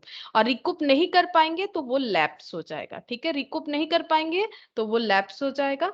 और अच्छा, और अगर हमें मौका 2-3 साल ऐसा मिलता है तो हो सकता है हमारा बैलेंस भी बचता जाए, ठीक है। ये बताएंगे बैलेंस कैसे काम कर रहा है। और लास्ट कॉलम बनेगा नेट पेबल, ठीक है। लास्ट कॉलम होगा नेट पेबल। तो पहला केस देखते हैं। देखो पहले वाले केस में क्या हुआ, पहले वाले केस में एक्चुअल रॉयल्टी वाज 75,000, जबकि मिनिमम रेंट था 1.5 लाख। तो मुझे बोलो कि Bihar coal and company limited को कितना पे करना पड़ेगा, जिससे लीज लिया है उनको, 75,000 या 1.5 लाख? 1,50,000। 1.5 लाख। 1.5 लाख पे करना पड़ेगा, 1,50,000 पे करना पड़ेगा, क्योंकि बात तो यही हुआ है ना, मिनिमम 1.5 लाख देना पड़ेगा, ठीक है। तो 1.5 लाख देना पड़ेगा। तो बोलो इनका लॉस हुआ है कि प्रॉफिट हुआ? लॉस हुआ। लॉस। लॉस है। लॉस होने से शॉर्ट, लॉस होने से लैंग्वेज क्या है? शॉर्ट। कितना हुआ माइनस करके बताओ? 75,000। 75,000। तो ये लिख दिया 70। तो एक्सेस तो कुछ नहीं हुआ, एक्सेस मतलब प्रॉफिट। तो प्रॉफिट होगा लॉस होगा ये तो पॉसिबल नहीं, या तो एक्सेस होगा या तो शॉर्ट होगा। तो शॉर्ट हुआ जो था 75,000। क्या अब हम लोग इसको रिकवर कर सकते हैं कि नहीं, वो हमें चेक करना पड़ेगा। और रिकवरी बोला है, रिकवरी देखो बोल रहा है कि कितने दिन कर सकते हैं। यहाँ पर बोला था, देखते हैं कहाँ चला गया वो वाला लाइन। 2 साल। मिनिमम 2 साल, 2 साल, ठीक है। तो ये जो 6-7 6-7 का जो लॉस है, ये 2 साल यानी कब तक हम लोग इसको कर सकते हैं? बोलो इसको हम लोग कब तक रिकवर कर सकते हैं? 2008-9। 2008-9 तक, ठीक है, 2008-9 तक हम लोग इसको रिकवर कर सकते हैं, तब रिकूप में देखेंगे। ठीक है, पहले हम लोग एक्सेस शॉर्ट को लिख लेते हैं। तो नेक्स्ट वाले में क्या ओकर हुआ, एक्सेस या शॉर्ट? देखो एक्चुअल 90,000 हुआ, जबकि 1.5 लाख मिनिमम है, तो वो तो मिनिमम लेके ही मानेगा कि ठीक है आपका 90,000 एक्सकर्शन हो, उससे मुझे कोई लेना देना नहीं।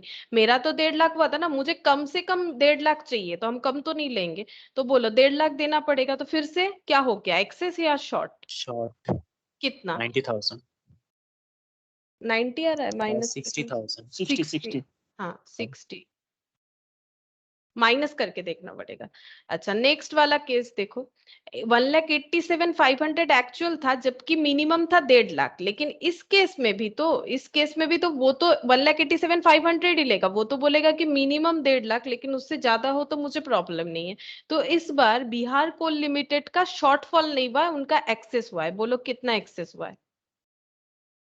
37,500। 37,500 इनके पास ये एक्सेस अमाउंट बना है। ठीक है, अच्छा नेक्स्ट में 1.5 लाख 1.5 लाख, यहाँ पर ना तो एक्सेस है ना तो शॉर्ट है। ठीक है, अच्छा इन दोनों में कंपेयर हो रहा है, बताओ ये एक्चुअल वाला कॉलम है, ये मिनिमम वाला कॉलम है। बोलो इसमें शॉर्ट हुआ कि एक्सेस हुआ? एक्सेस हुआ है 2 लाख। एक्सेस हुआ हाँ 2,25,000 2,25,000 एक्सेस। अच्छा, और ये लास्ट वाले में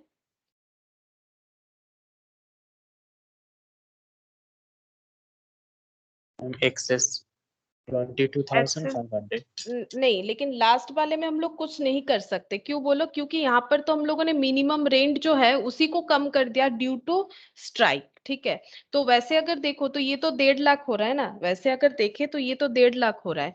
तो अगर हमारा यहाँ पर ये जो स्ट्राइक के सिचुएशन में हुआ है, स्ट्राइक के सिचुएशन में क्या हुआ है, यहाँ पर हमारा मिनिमम रेंट ही कम हो गया है, जो कि 1.5 लाख था। तो यहाँ पर हम लोग एक्सेस या शॉर्ट नहीं बोलेंगे। एक मिनट देख लेते हैं इन्होंने क्या किया है, इन्होंने एक्सेस किया है क्या? अच्छा चलो हम लोग भी लिख लेते हैं, कोई बात नहीं। चलो बोलो कितना हो रहा है, एक्सेस हो रहा है कितना?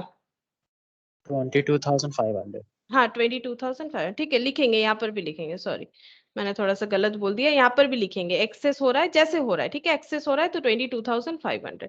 अच्छा अब हम लोग को रिकवर हो रहा है कि नहीं वो हमें देखते जाना है। तो पहले साल मेरा लॉस हुआ था, क्योंकि शॉर्ट का मतलब लॉस होता है। ठीक है, पहले साल मेरा लॉस हुआ था, लेकिन पहले साल अगर मुझे रिकवर करना है तो मेरे पास एक्सेस अमाउंट भी तो होना चाहिए। क्या मेरे पास कोई एक्सेस अमाउंट है जिससे हम रिकवर कर ले 75,000 को? नो, कोई नहीं, रिकवर। तो रिकवर नहीं कर सकते। लेकिन ये लैप्स भी नहीं हो रहा है, क्योंकि हमारे पास टाइम है अभी 2 इयर्स का, तो लैप्स भी नहीं हो रहा है, तो बैलेंस में भेज देते हैं। ठीक है, कि 75,000 हमें रिकवर करना पड़ेगा। ठीक है, फिर नेक्स्ट ईयर आया, नेक्स्ट ईयर भी देखो सेम सिचुएशन है, हमारा कोई एक्सेस अमाउंट नहीं है कि हम लोग लॉस को रिकवर करें, हमारा फिर से शॉर्ट है, मतलब लॉस है। क्या हम लोग रिकूप कर पाएंगे? उसके लिए तो पिछले साल हमारे पास कुछ प्रॉफिट होना चाहिए, एक्सेस होना चाहिए, तो नहीं है, तो रिकूप कर पाएंगे? नो मैम नहीं, तो लैप्स भी नहीं होगा, क्योंकि 60,000 को रिकवर करने का मौका नेक्स्ट 2 साल तक मिलेगा। तो यहाँ पर बैलेंस हम लोग लिखते हैं, तुम लोग यहाँ पर ऐसे टोटल करके लिखो तो ठीक रहेगा। 75,000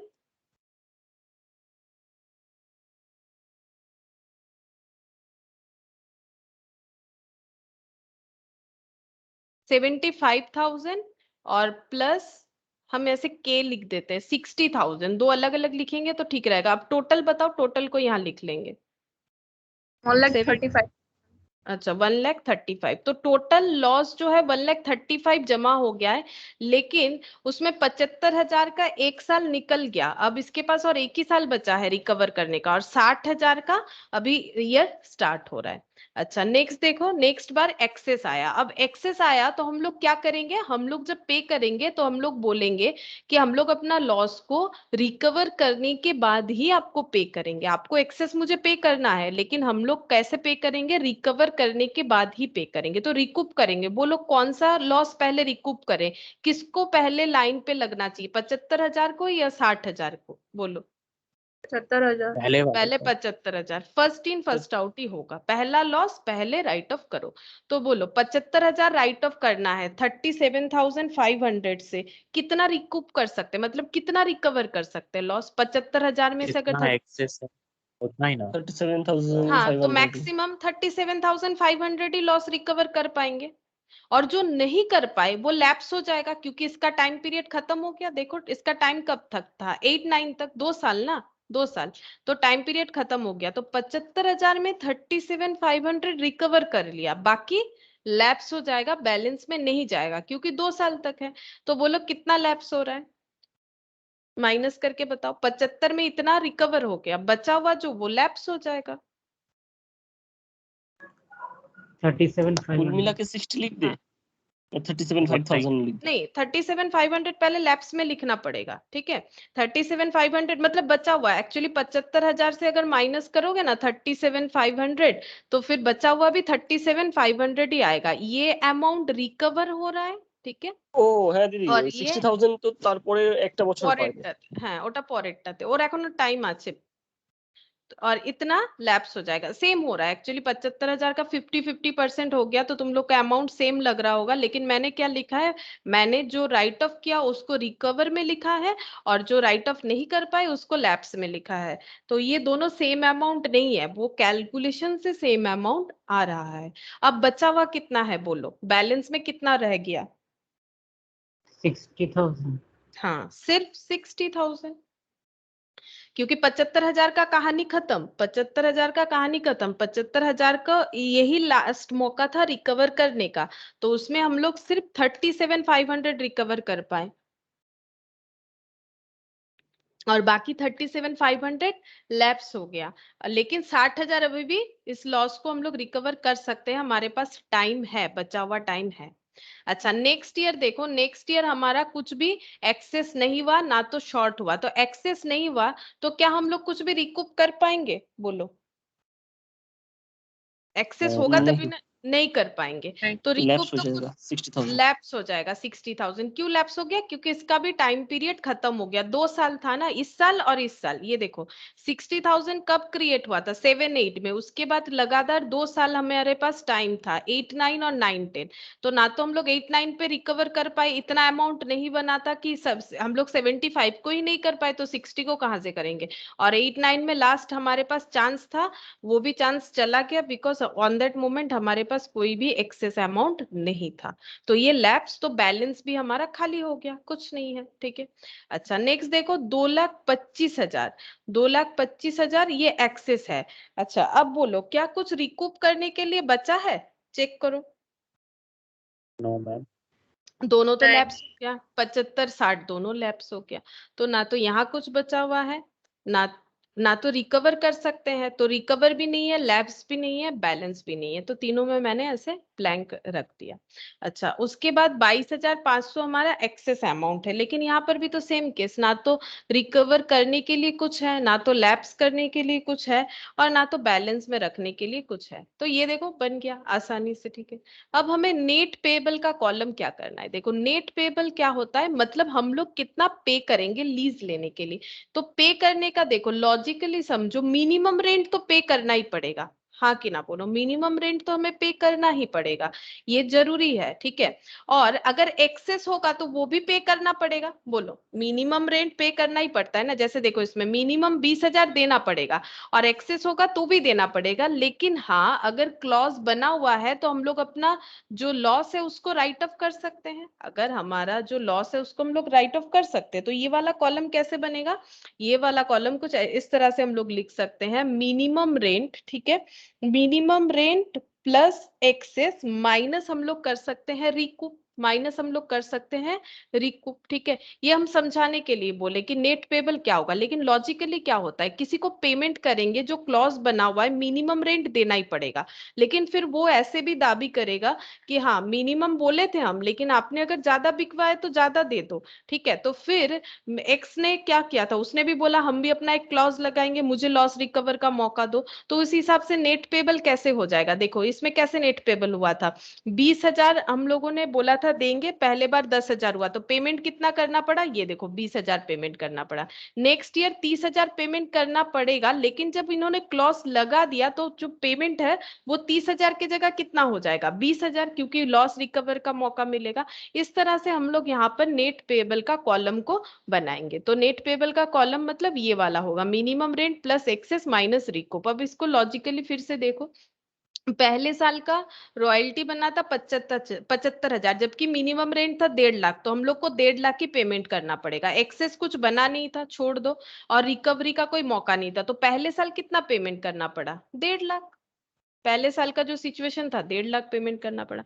दूसरे साल हम लोगों ने 90,000 का एक्चुअल रॉयल्टी बनाया था, लेकिन मिनिमम था 1.5 लाख, तो 1.5 लाख ही देना पड़ेगा। 1.5 लाख देना पड़ेगा कि नहीं, तो देखो minimum rent plus excess minus recoup. अगर तुम लोग इस कॉलम को भी ऑब्जर्व करते हो, minimum rent plus excess minus recoup, इसीलिए मैंने बोला ये देखो पहले बार में minimum rent plus excess minus recoup 1.5 lakh, minimum rent excess recoup, फिर से कितना हो जाएगा, 1.5 लाख हो जाएगा, फिर से हो जाएगा 1.5 लाख। ये देखो, क्योंकि लॉजिकली यही हो रहा है। अच्छा, नेक्स्ट वाले में देखो, नेक्स्ट वाले में कैसे हो रहा है। नेक्स्ट में देखो 1,87,500 और 1.5 लाख बना था। तो मुझे बोलो कि जब हम लोग डील किए थे तो हम लोग बोले थे मिनिमम 1.5 लाख देंगे, लेकिन उससे ज्यादा हम लोग एक्सकर्शन किए, तो फिर रॉयल्टी कितना देना पड़ेगा, 1,87,500। अब ये कैसे बन रहा है, मिनिमम प्लस एक्सेस, क्योंकि इन दोनों के कंपेरिजन में ही तो हम लोगों ने एक्सेस निकाला था। तो जो पेमेंट लेता है वो मिनिमम तो लेगा ही, अगर कुछ एक्सेस होगा वो भी लेगा, नहीं छोड़ेगा। तो 1.5 लाख प्लस 37,500 कितना होता है, बोलो 1.5 लाख प्लस 37,500 कितना होता है, 1,87,000। 1,87,500 एक्चुअल रॉयल्टी, यही बन जा रहा है। लेकिन क्योंकि क्लॉज लगा हुआ है कि लॉस राइट ऑफ करने का मौका मिलेगा, तो प्रीवियस अगर कुछ लॉस है जो कि राइट ऑफ हुआ है, दैट इज 37,500, तो minimum plus excess minus recoup. और लॉजिकली भी तो वही होगा, जब 1,87,500 पे करेंगे तब बोलेंगे पिछले बार 2 साल तो मैंने लॉस किया, अब आप क्लॉज के हिसाब से मेरा लॉस राइट ऑफ करने दीजिए। तो हाँ, फिर जिन्होंने कोल माइन दिया वो लोग बोलेंगे हाँ आप अपना लॉस राइट ऑफ कर लीजिए, जो लॉस 2 साल के लिए राइट ऑफ करने के लिए कहा गया था। तो जो राइट ऑफ अकाउंटेंट बना रहा है वो देखेगा 75,000 पहले राइट ऑफ करना पड़ेगा, फर्स्ट इन फर्स्ट आउट है, तो 75,000 पूरा तो राइट ऑफ नहीं होगा क्योंकि एक्सेस तो उतना बना नहीं है, तो सिर्फ 37,500 होगा, जिसका तुम लोग कर चुके हैं। तो फिर कितना आ जाएगा यहाँ पर ओवरऑल, बोलो कितना आ जाएगा नेट 1.5 पे, 1.5 लाख, 1,50,000। 1,50,000। अच्छा, फिर से यहाँ पर देखो, फिर से यहाँ पर अगर देखोगे तो यहाँ पर 1,50,000 हुआ था, और मिनिमम रेंट भी कितना था, 1,50,000 था, ठीक है। तो 1,50,000 पे करेंगे तो minimum rent plus excess minus recoup, तो उसमें 1.5 लाख ही बन रहा है। देखो उसी हिसाब से तुम लोग 1.5 लाख ही लिखोगे। अच्छा, उसके बाद वाला कितना बनेगा, उसके बाद वाला ये वाला भी उतना ही बनेगा ना, 1.5 लाख। ये 1.5 लाख बन रहा है, तो नहीं कितना बन रहा है मैम और भी मिनिमम, तो है ना एक्सेस, 2,25,000। 1 2 3 4, ये कौन सा वाला है, 1 2 3 4, ये वाला करना पड़ेगा। अच्छा, हाँ हाँ ये वाला होगा, 3,75,000। हाँ ये 3,75,000 होगा। अच्छा, यहाँ पर क्या मैंने एक्सेस नहीं लिखा था, हाँ एक ओ ये एक्सेस है, सॉरी ये दोनों कॉलम। अच्छा ये देखो 1,50,000 मिनिमम हुआ था, लेकिन रॉयल्टी 3,75,000 हुआ था, अब तो वो तो 3,75,000 ही लेगा, मिनिमम प्लस एक्सेस लेगा, और कुछ रिकवरी है तो माइनस कर सकते हो, अगर रिकवर कर रहे हो तो। नहीं नहीं कर रहे तो फिर मिनिमम प्लस एक्सेस, या फिर ये जो समझ में आता है 3,75,000, ये 3,75,000 होगा। और लास्ट वाले का देखो, लास्ट में क्या हो जाता है, मिनिमम प्लस एक्सेस ये देना पड़ेगा, तो दोनों मिला के कितना होगा, वही 1,12,000। कोई रिकवरी है तो मौका मिलेगा, रिकवरी तो कुछ नहीं था, तो 1,12,500, ठीक है। तो तुम लोग इसके ऊपर ऐसे चाहो तो लिख सकते हो, मिनिमम तो लेगा ही, एक्सेस भी लेगा अगर हो जाता है, लेकिन हाँ रिकवर करने का मौका दिया जाएगा। तो इस हिसाब से अगर तुम लोग चलोगे तो तुम लोग का आंसर जो है ये कॉलम के लिए बन जाएगा, ठीक है। तो वो मैंने ऊपर लिखवा दिया, minimum plus excess minus recoup यानी रिकवरी, उस हिसाब से तुम लोग देख सकते हो। तो ये देखो ये वर्किंग बन गया, ये इस तरह से वर्किंग बनेगा। अब हम लोग को इसमें बोला है कुछ अकाउंट्स प्रिपेयर करने के लिए, ये देखो यहाँ पर बोला है कि prepare the necessary ledger account, तो इन लोगों ने अपने हिसाब से किया, मैंने जैसे सीखा वैसे कर सकते हो। अच्छा, अब रॉयल्टी अकाउंट देखो, रॉयल्टी अकाउंट में कैसे हम लोग एंट्री करेंगे। तो पहले यहाँ पर हम लोग ये जो एंट्री था ना, ये इस एंट्री को एक बार सीख लेते हैं कि कैसे करके एंट्री होना चाहिए। इस टेबल से ही पूरा हम लोग एंट्री भी कर सकते हैं, ठीक है। तो पहले लिखते हैं in the books of Bihar coal limited था शायद, ठीक है, यही था शायद, ठीक है। अच्छा, तो देखो एंट्री, एक बार इसी क्वेश्चन से हम एंट्री भी बता देते, जबकि यहाँ पर एंट्री नहीं बोला है, सिर्फ लेजर ही बोला है, लेकिन एंट्री एक बार समझ लो, ये तो मैंने नहीं बताया था ना। ये देखो, तो लेसी के बुक्स में हम लोग कैसे एंट्री कर सकते हैं। तो लेसी के लिए क्या है, उसको खर्चा, रेंट जैसे खर्चा होता है वैसे रॉयल्टी खर्चा होता है, तो ऑल एक्सपेंसेस आर डेबिटेड, तो रॉयल्टी देना पड़ेगा, तो रॉयल्टी अकाउंट क्या हो जाएगा, डेबिट। तो 6-7 में देखो रॉयल्टी कितना देना पड़ा, 6-7 में रॉयल्टी कितना देना पड़ा, बोलो रॉयल्टी कितना बना था। रॉयल्टी ये टेबल से ही बता सकते हैं, 75, ठीक है, 75,000।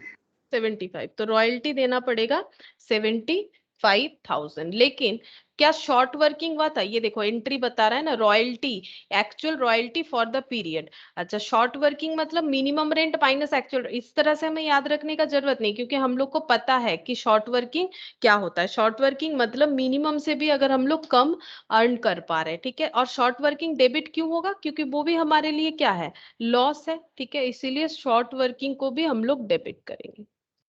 शॉर्ट वर्किंग अकाउंट डेबिट, कितना शॉर्ट वर्किंग हुआ है फर्स्ट ईयर में, ये देखो 75,000, ठीक है, शॉर्ट वर्किंग हुआ है 75,000।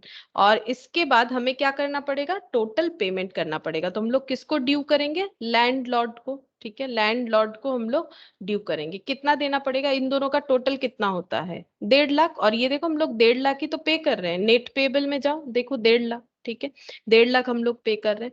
तो royalty account debit, short working account debit to landlord, ये देखो रॉयल्टी। अब तब हम अगर हम ये सब बताते तो तुम लोग को नहीं समझ में आता।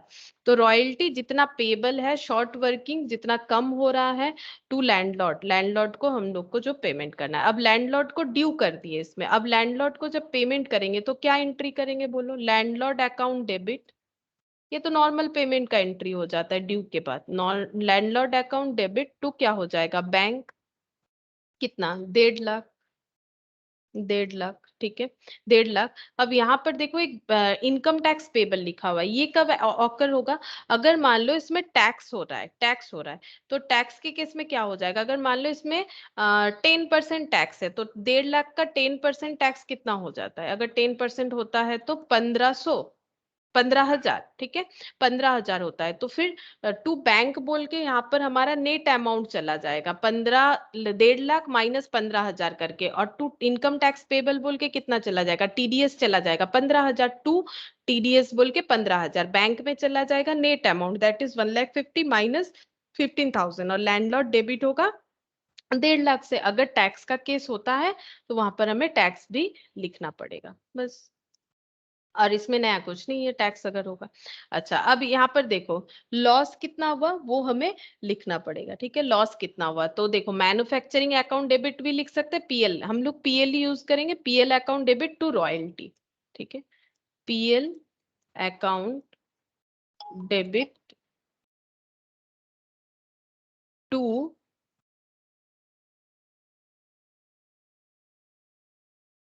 रॉयल्टी, रॉयल्टी को हम लोग राइट ऑफ करेंगे, रॉयल्टी कितना था 75,000, तो हम लोग को रॉयल्टी को राइट ऑफ करना पड़ेगा, जो कि हम लोग पीएल में भेज देंगे, that is our expense, all expenses are close, ठीक है। और शॉर्ट वर्किंग तो हम लोग रिकूप करेंगे, इसीलिए इसको पीएल में नहीं भेज सकते हैं। देखो शॉर्ट वर्किंग को क्यों नहीं पीएल में भेजा, क्योंकि शॉर्ट वर्किंग से ही तो फिर क्या करना है, शॉर्ट वर्किंग को रिकूप करना है, तो इसीलिए हम लोग उसको पीएल में नहीं भेज सकते हैं, ठीक है। तो ये हो गया हमारा 6-7 वाला एंट्री। अब 7-8 का देखो कैसे होगा, 7-8 में भी क्या होगा, रॉयल्टी पे करना है, तो रॉयल्टी अकाउंट डेबिट, अगर शॉर्ट वर्किंग हुआ है तो शॉर्ट वर्किंग, तो इस केस में भी शॉर्ट वर्किंग हुआ है, तो short working debit to landlord, ठीक है। तो रॉयल्टी देखो, रॉयल्टी कितना बना है 90,000, शॉर्ट वर्किंग 60,000। ये अगर बन जाता है तो इससे तुम लोग एंट्री भी आराम से लिख पाते हो। ये देखो 90 और 60, 1.5 लाख हो जाएगा। 90 और 60, यहाँ पर बन गया 1,50,000। अब जब लैंडलॉर्ड को पे करेंगे तो लैंडलॉर्ड टू बैंक 1.5 लाख, और यही तुम लोग को नेट पेबल में भी मिलेगा। और पीएल में क्लोज कर देंगे रॉयल्टी को, तो पीएल टू रॉयल्टी कितना 90,000 से क्लोज करेंगे। रॉयल्टी 90,000 का था। ये हो गया 6-7-8 का, जो कि 6-7 के जैसा ही था, इसमें कोई चेंजेस भी नहीं था। अब 8-9 देखो, 8-9 में क्या हुआ है, 8-9 में रिकूप हुआ है, ठीक है, एक्सेस हुआ है। 8-9 में आई थिंक एक्सेस हुआ था, देख लेते हैं। हाँ 8-9 में एक्सेस हुआ है, तो इसमें भी एंट्री क्या होगा, रॉयल्टी तो पे करना ही है, तो रॉयल्टी अकाउंट डेबिट तो लिखेंगे।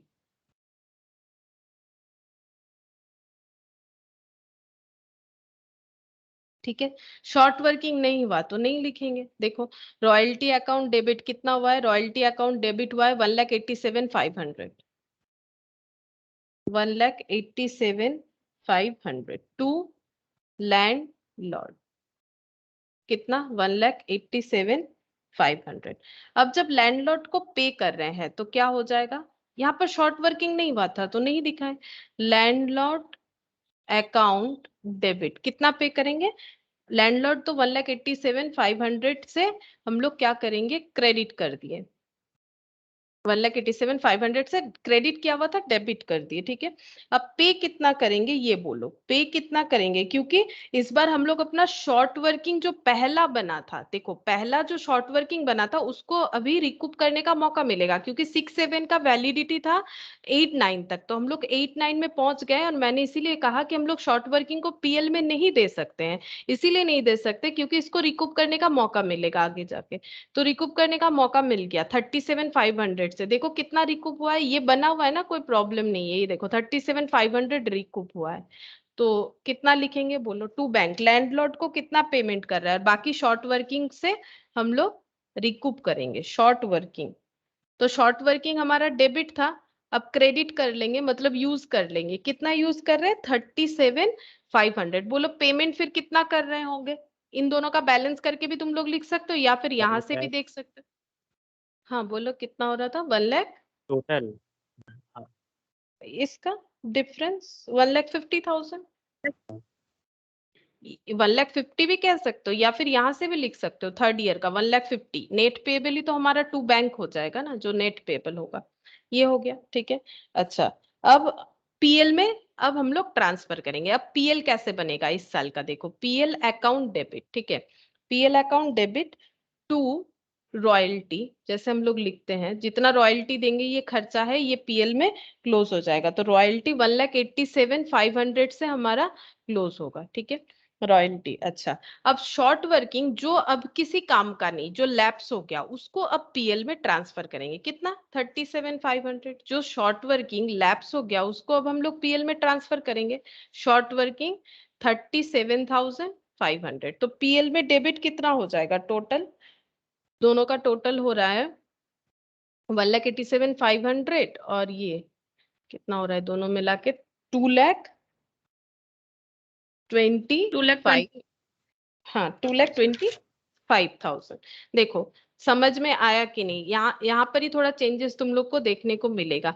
सेम इसी कंसेप्ट में ही हमारा जर्नल जो है वो बना हुआ है। पहले देखो क्या हुआ, पहले हम लोगों ने रॉयल्टी दिया कितना 75,000, शॉर्ट वर्किंग हुआ था 75,000, लैंडलॉर्ड को ड्यू किए थे 1.5 लाख से, पे भी 1.5 लाख किए।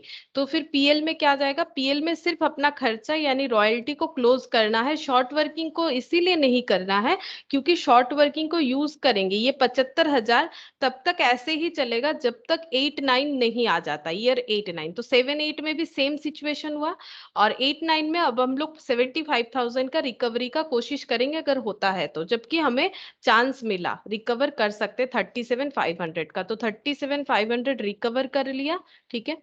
और बाकी जो है वो हमारा लैप्स हो गया। तो इस तरह से 8-9 वाला अकाउंटिंग बनेगा। अच्छा, अब उसके बाद 9-10, 9-10 में फिर से रॉयल्टी देंगे। 9-10 मतलब ये वाला, 9-10 में रॉयल्टी कितना हो जाएगा, 1,50,000। और इसमें कोई शॉर्ट वर्किंग भी नहीं है, एक्सेस भी नहीं है, ठीक है। तो टू लैंड लॉट 1,50,000, ठीक है। अब जब पेमेंट करेंगे तो landlord to bank, net payable amount देख सकते हो 1.5 लाख ही है कॉलम में। और लास्ट में पीएल में चार्ज करेंगे, पीएल अकाउंट डेबिट, खर्चा को क्लोज करना है, तो रॉयल्टी टू रॉयल्टी कितना, 1.5 लाख। अच्छा, यहाँ पर तो टोटल लिखना पड़ेगा 1.5 लाख। अच्छा, यहाँ पर और एक चीज भी हमारा राइट ऑफ होगा, अगर कोई शॉर्ट वर्किंग लैप्स हो रहा है तो देख सकते हो 9-10 में शॉर्ट वर्किंग लैप्स हुआ है कितना, 60,000। तो यहाँ पर लिखेंगे टू शॉर्ट वर्किंग, इसको क्लोज कर देंगे, टू शॉर्ट वर्किंग 60,000। तो दोनों मिला के हो जाएगा 2,10,000, ठीक है, 2,10,000। इस तरह से ही आगे का भी बनेगा। 9-10 हो गया, अब 10-11। 10-11 में देखो, 10-11 तो आसान है बिल्कुल, यहाँ पर ना तो शॉर्ट वर्किंग है, ना तो रिकूप है, ना तो लैप्स है, तो रॉयल्टी कितना हो जाएगा, 3,75,000 टू लैंडलॉर्ड।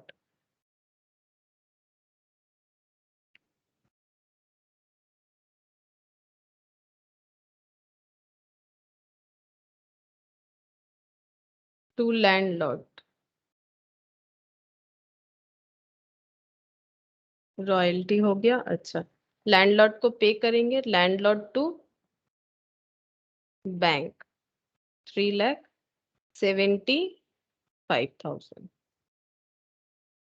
और पीएल में क्लोज करेंगे, बस रॉयल्टी क्लोज होगा, क्योंकि ना तो रिकूप है, ना तो शॉर्ट वर्किंग है, ना तो एक्सेस, कुछ भी तो अब एडजस्टमेंट नहीं है, कंप्लीट तो हो ही गया 3,75,000।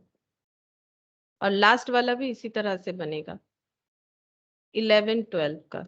11-12 है क्या, हाँ है, ये देखो 1,12,500 royalty to landlord.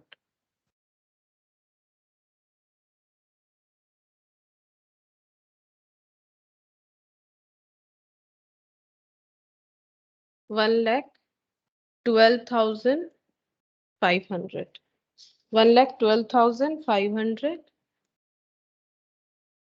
Landlord to bank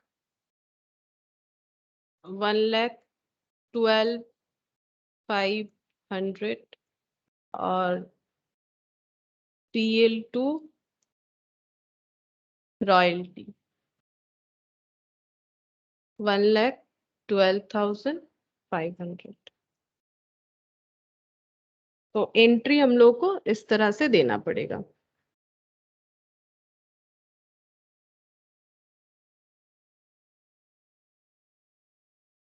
अच्छा, अब ये देखो यहाँ पर कुछ और बोला था मैंने, तो तुम लोग को एंट्री समझाया ताकि तुम लोग इसको समझ पाओ, ठीक है, ये वाले पॉइंट को समझ पाओ ये कैसे बना हुआ है। अब हमें बोला है रॉयल्टी और लैंडलॉर्ड और शॉर्ट वर्किंग का पोस्टिंग करने, लेजर पोस्टिंग, ठीक है। चलो, रॉयल्टी शॉर्ट वर्किंग, तो पहले लिखते हैं रॉयल्टी,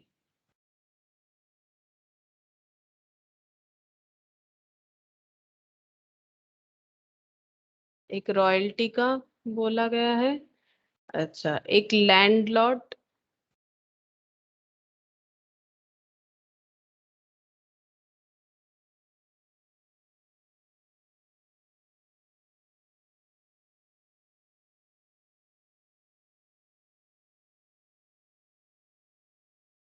लैंडलॉर्ड का इस पेज को छोड़ ही देते हैं, और एक हो जाएगा शॉर्ट वर्किंग, शॉर्ट वर्किंग। ये 3 लेजर हमें प्रिपेयर करने के लिए कहा है। अब देखो लेजर पोस्टिंग करने में आसान हो जाएगा, अब हम लोग समझ चुके हैं कि कैसे होगा। तो ये देखो, तो रॉयल्टी जो है, रॉयल्टी का तो देखो 2 बार एंट्री होता है। एक बार हम लोग क्या लिखते हैं, एक बार हम लोग लिखते हैं रॉयल्टी टू लैंडलॉर्ड, और एक बार रॉयल्टी जो है वो पीएल में क्लोज हो जाएगा, ठीक है। तो रॉयल्टी में क्या लिखेंगे, royalty account debit to landlord, तो पहले हो जाएगा टू लैंडलॉर्ड, देखो वैसे ही लिखा है टू लैंडलॉर्ड, ये देखो। तो पहले यहाँ पर लिखेंगे फर्स्ट ईयर के लिए टू लैंड लॉट, कितना है 75,000। और यही वाला देखो फर्स्ट ईयर क्लोज भी हो गया है ना, फर्स्ट ईयर हमारा कोई भी रिकवर रिकूप कुछ नहीं हुआ, तो रॉयल्टी फुल्ली, ये रॉयल्टी हमेशा पीएल में क्लोज होता है, तो फुल्ली क्लोज हो गया 75,000। तो ये जैसे डिप्रिशिएशन होता है उसी तरह से डिप्रिशिएशन जितना चार्ज किया उतना ही हमारे पीएल में वो क्लोज हो जाएगा। तो बाई पीएल बोल के 75,000 ये क्लोज हो गया, ठीक है, फर्स्ट ईयर का। लेकिन लैंडलॉर्ड में भी तो लिखना पड़ेगा, तो बाई रॉयल्टी 75,000 फर्स्ट ईयर के लिए, बाई रॉयल्टी कितना हो जाएगा 75,000। देखो एंट्री क्या होना चाहिए, लैंडलॉर्ड को हम लोग क्या दे रहे हैं, रॉयल्टी दे रहे हैं, तो एंट्री क्या होना चाहिए, royalty account debit to landlord, तो बाई रॉयल्टी कितना हो जाएगा 75,000, ये देखो बाई रॉयल्टी हो जाएगा 75,000। अच्छा उसके बाद क्या एंट्री होगा उस साल में देख लेते हैं, लैंडलॉर्ड टू बैंक। अब लैंडलॉर्ड को जब पेमेंट करेंगे तो लिखना पड़ेगा टू बैंक कितना 1,50,000, तो ये लिखो टू बैंक 1,50,000।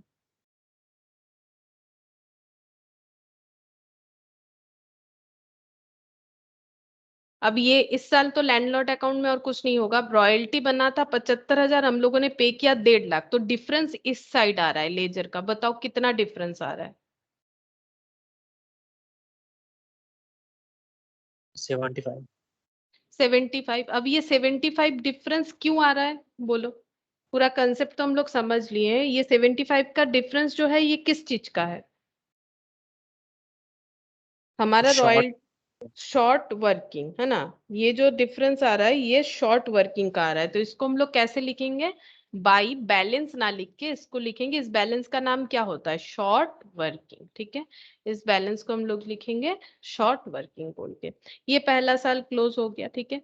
ये कौन सा ईयर है, ये 7-8 वाला है, ठीक है। ईयर और नहीं लिख रहे, ईयर तुम लोग लिख लेना, ये शॉर्ट वर्किंग हो गया। अच्छा अब यहाँ पर शॉर्ट वर्किंग में फिर क्या लिखेंगे, शॉर्ट वर्किंग में पहला शॉर्ट वर्किंग हुआ टू लैंडलॉर्ड बोल के कितना 75,000, ठीक है। अच्छा अब ये क्लोज हो जाएगा बाई बैलेंस सीडी, तो फर्स्ट ईयर फुल्ली क्लोज हो गया तीनों अकाउंट में ही।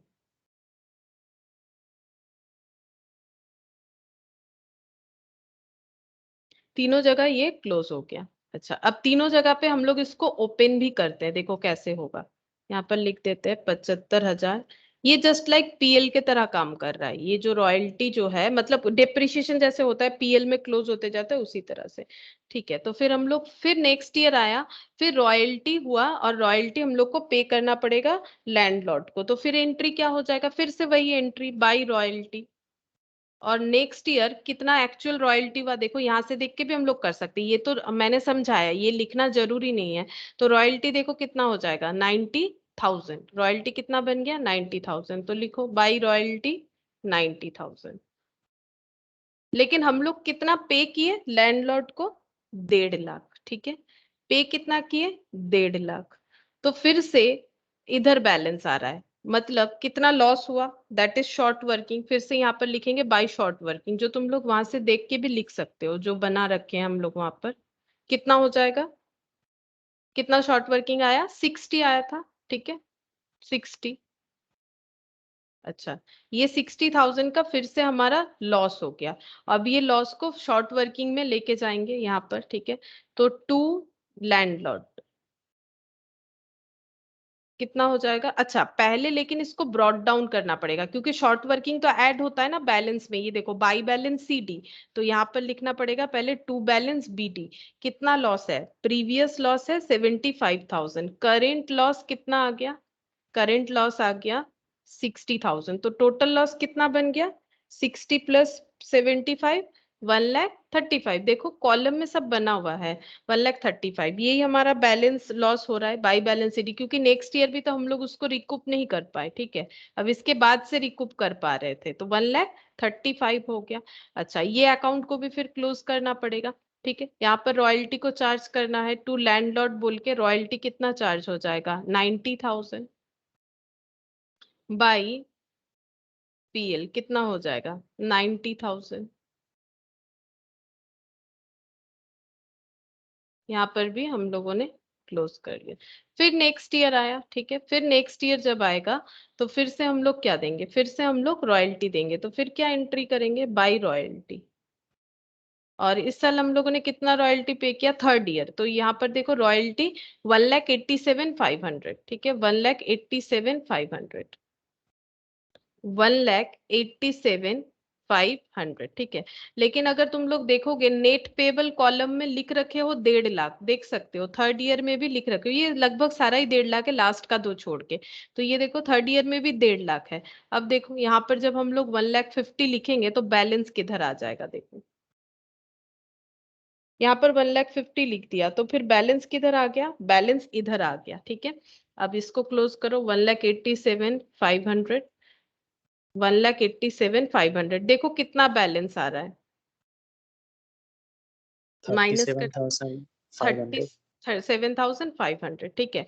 तो ये क्या हो जाएगा 37, हम लोग बैलेंस को यहाँ पर क्या लिख रहे हैं, या तो बाई शॉर्ट वर्किंग लिख रहे हैं, तो अभी यहाँ पर क्या लिखेंगे, टू शॉर्ट वर्किंग लिखेंगे। इतना हम लोग लॉस रिकवर कर सकते हैं, इतना हम लोग लॉस रिकवर करेंगे 37,500, और बाकी लैप्स हो जाएगा। तो इस साल का यहाँ पर अकाउंट तो क्लोज हुआ।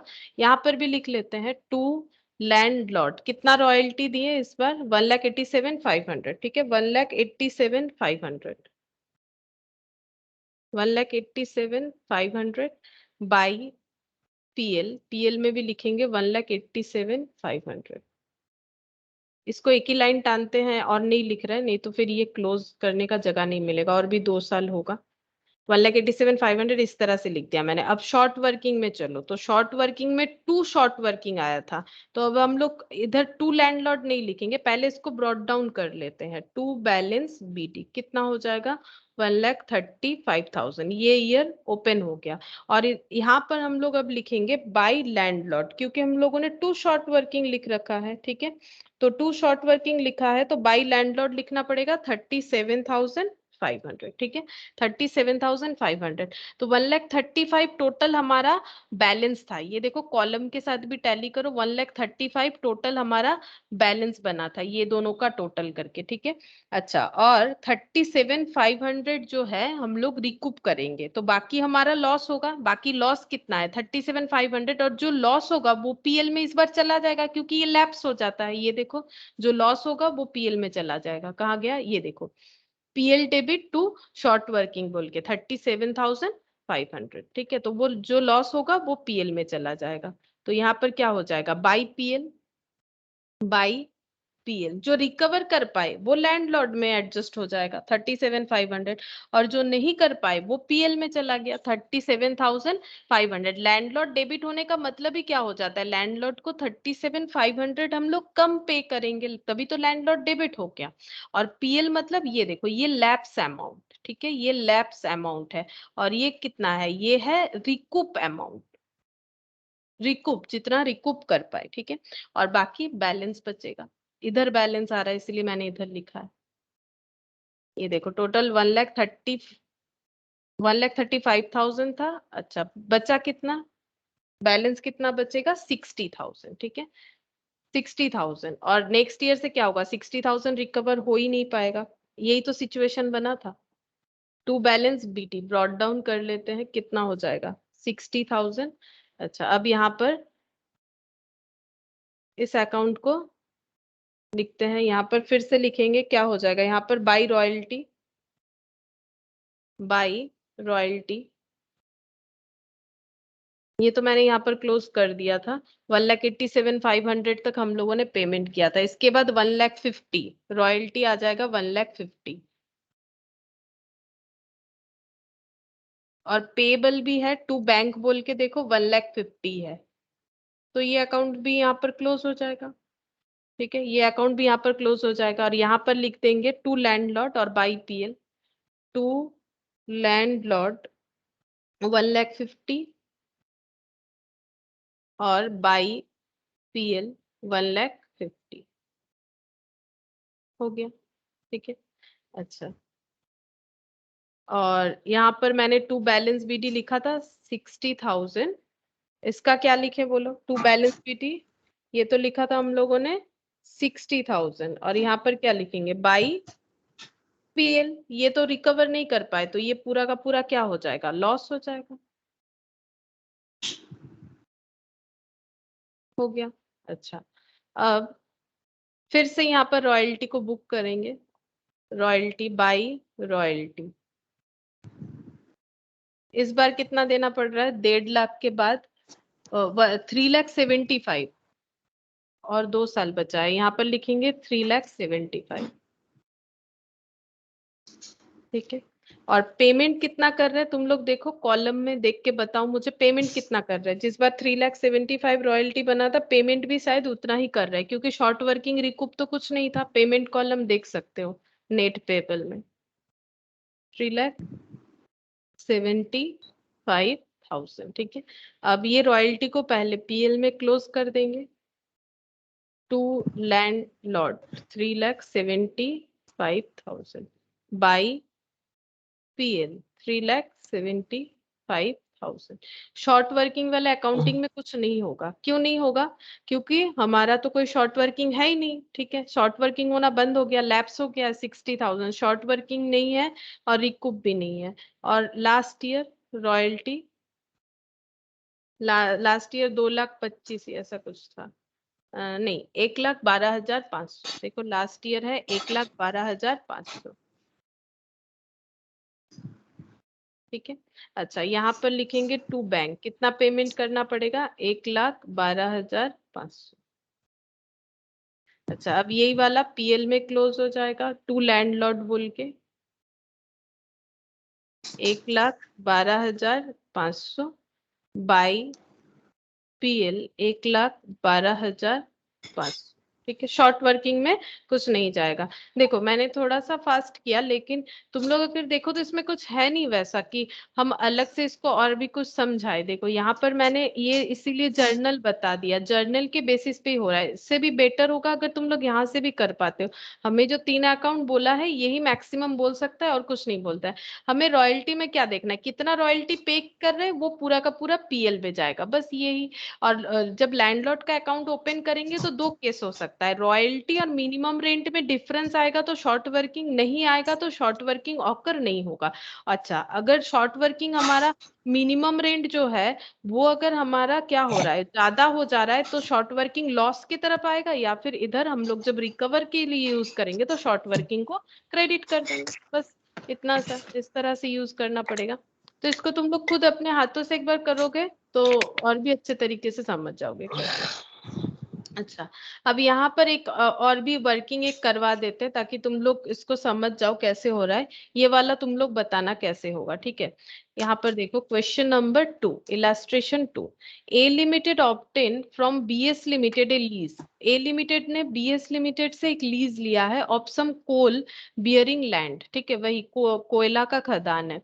द टर्म्स ऑफ रॉयल्टी 15 पर टन, 15 रुपए पर टन करके है। Coal race subject to minimum rent of 75,000, minimum 75,000 और नॉर्मली जितना एक्सकर्शन होगा उस पे 15 रुपए करके। ठीक है, अच्छा, विथ राइट ऑफ रिकूपमेंट, रिकूपमेंट का भी मौका मिलेगा। और शॉर्ट वर्किंग, अगर कोई शॉर्ट वर्किंग है उसे रिकूप करने का मौका मिलेगा ओवर द फर्स्ट 4 years, 4 साल के लिए ऑफ द लीज। तो 4 साल, जैसे 9 में हुआ कुछ तो फिर उसके बाद 4 साल का मौका मिलेगा 12 तक। ठीक है, from the following details show short working royalty BS limited account in the books of A limited. तो फिर से वही लेजर ओपन करने के लिए बोला है, लेकिन लेजर तो तभी ओपन कर पाएंगे ना जब हम लोग अपना वर्किंग को बना लेते हैं। तो चलो वर्किंग हम तुम लोग को बता देते कैसे होगा।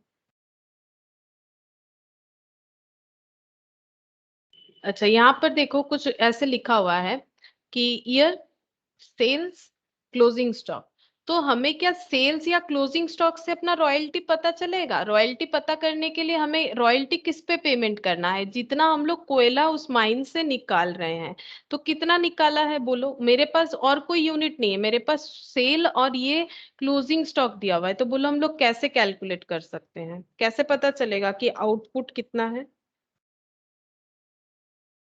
15 आउटपुट पर टन इंटू 1700। मैम वही 1700, हाँ, माइनस करके आ रहा है। मतलब क्या करना पड़ेगा? सेल्स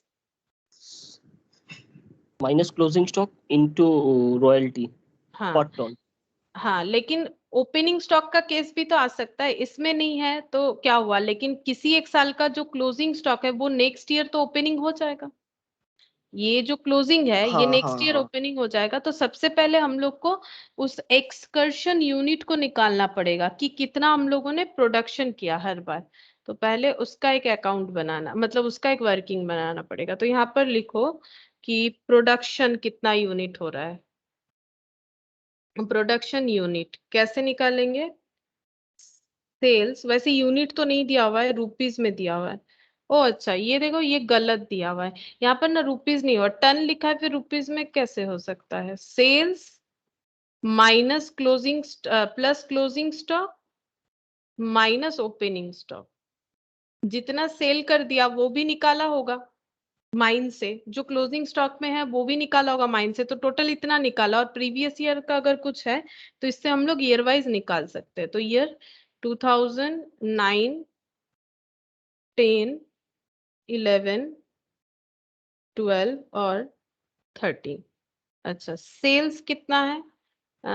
2000, 2000 माइनस 300, पहला वाला, सॉरी 2000 प्लस 300। ठीक है, 2000 प्लस 300, ओपनिंग स्टॉक कुछ नहीं है, तो टोटल हम लोगों ने 2300 यूनिट निकाला होगा, 2300 टन निकाला होगा। ठीक है, नेक्स्ट ईयर देखो 3500 और 400, तो 3500 प्लस 400 ये टोटल टन निकाला है, माइनस ओपनिंग स्टॉक, ये वाला क्लोजिंग जो है इस साल का ओपनिंग हो जाएगा। कितना होगा देखो? इसी तरह से करते रहना है हम लोग को। यहाँ पर -400 हो जाएगा, और यहाँ पर कितना कितना आएगा? 4800 और 600। इतना सेल किया ना, जो सेल कर रहे हैं वो भी तो एक्सकर्शन किया है, और जो हम लोगों ने क्लोजिंग स्टॉक में बचाया है, मतलब रख दिया है, नहीं बिका है या फिर यूज नहीं हुआ है, जो भी हो, तो वो भी तो हमारा निकाला हुआ ही है, एक्सकर्शन किया हुआ ही है। 5600 और 500, और यहाँ पर 500 आ जाएगा। और ये दोनों कितना है? 8000 और 800। बोलो कितना कितना आ रहा है? ये टोटल, ठीक है, और प्रीवियस ईयर का कुछ है तो उसको हमें माइनस करना है, ताकि हम लोग उस ईयर का एक्सकर्शन को निकाल पाए। तो बोलो कितना हो रहा है? ये वाला, ये 3600 हो रहा है, ये 5000 हो रहा है, ये 5400 हो रहा है। ठीक लिखा है 5400 या गलत लिख दिया? ये -100, मतलब 5500, ये हो जाएगा माइनस +300, तो 8300। देखो ये समझ में आया कि नहीं? ये इसके बिना हम लोग आगे नहीं कैलकुलेशन कर सकते। ये हम लोगों ने निकाल लिया कि कितना हम लोगों ने प्रोडक्शन किया है, तभी उसी हिसाब से तो हम लोग रॉयल्टी को लगा पाएंगे ना। अब वो कॉलम बना लेते जो हम लोगों ने सीखा था वर्किंग नोट के लिए, पहले ईयर, ठीक है, उसके बाद क्या आ जाएगा? ईयर के बाद देखो यहाँ से देख के लिखते हैं, year output actual royalty, year output actual royalty, year output actual royalty, minimum rent excess, minimum rent excess, short working, short working, recoup lapse,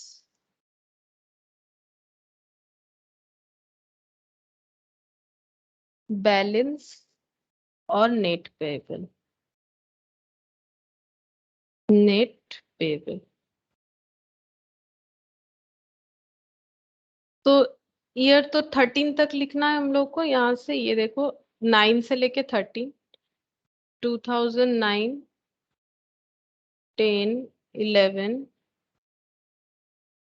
12 और 13। आउटपुट तो अभी हम लोगों ने यहाँ कैलकुलेट किया 2300, 3600, 5000, 5500 और 8300। अच्छा, अब बोलो एक्चुअल रॉयल्टी पेबल कितना लिखोगे? एक्चुअल रॉयल्टी कितना करके देना है? 15 पर टन। ये टन है, बताओ कितना हो जाएगा? 15 रुपए पर टन करके होगा, तो एक्चुअल रॉयल्टी कितना हो रहा है? 15 इंटू 2300, बोलो कितना होगा? ये कॉलम अगर बना लो 34,500। 34,500। हाँ 34,500, ये रुपीज में आ रहा है, ठीक है, ये रुपीज में आ रहा है। नेक्स्ट बोलो कितना हो जाएगा? 15 के हिसाब से 3600 इंटू 15, 54,000। 54,000। अच्छा, 5000 इंटू 15, 15 5 75, ये तो 75 हो रहा है। उसके बाद वाला 15 इंटू 5, 82,500। 82,500 और 15 इंटू 8,300,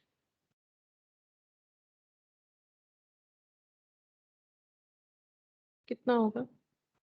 1,24,500। 1,24,500। 500। अच्छा, अब मिनिमम रेंट देखो, वो तो क्वेश्चन बताता है। मिनिमम रेंट है 75,000, तो सारे कॉलम में क्या लिखना पड़ेगा? 75, 75, 75, 75। और यहाँ पर कुछ ऐसा पॉइंट आई थिंक नहीं था, कुछ स्ट्राइक वगैरह नहीं था, स्ट्राइक ये सब कुछ नहीं दिया हुआ था। 75, 1 2 3 4 5, हाँ ठीक है। अच्छा, अब बोलो कौन से कॉलम में क्या लिखे? सीख तो गए हो तुम लोग। बोलो यहाँ पर एक्सेस लिखना है, शॉर्ट वर्किंग लिखना है, क्या करना है? पहले ये बनाएंगे, फिर रिकूप, लैप्स और बैलेंस। पहले एक्सेस और शॉर्ट वर्किंग। बोलो पहले वाले केस में क्या जनरेट हो रहा है? शॉर्ट हो रहा है। शॉर्ट हो रहा है, वर्किंग। कितना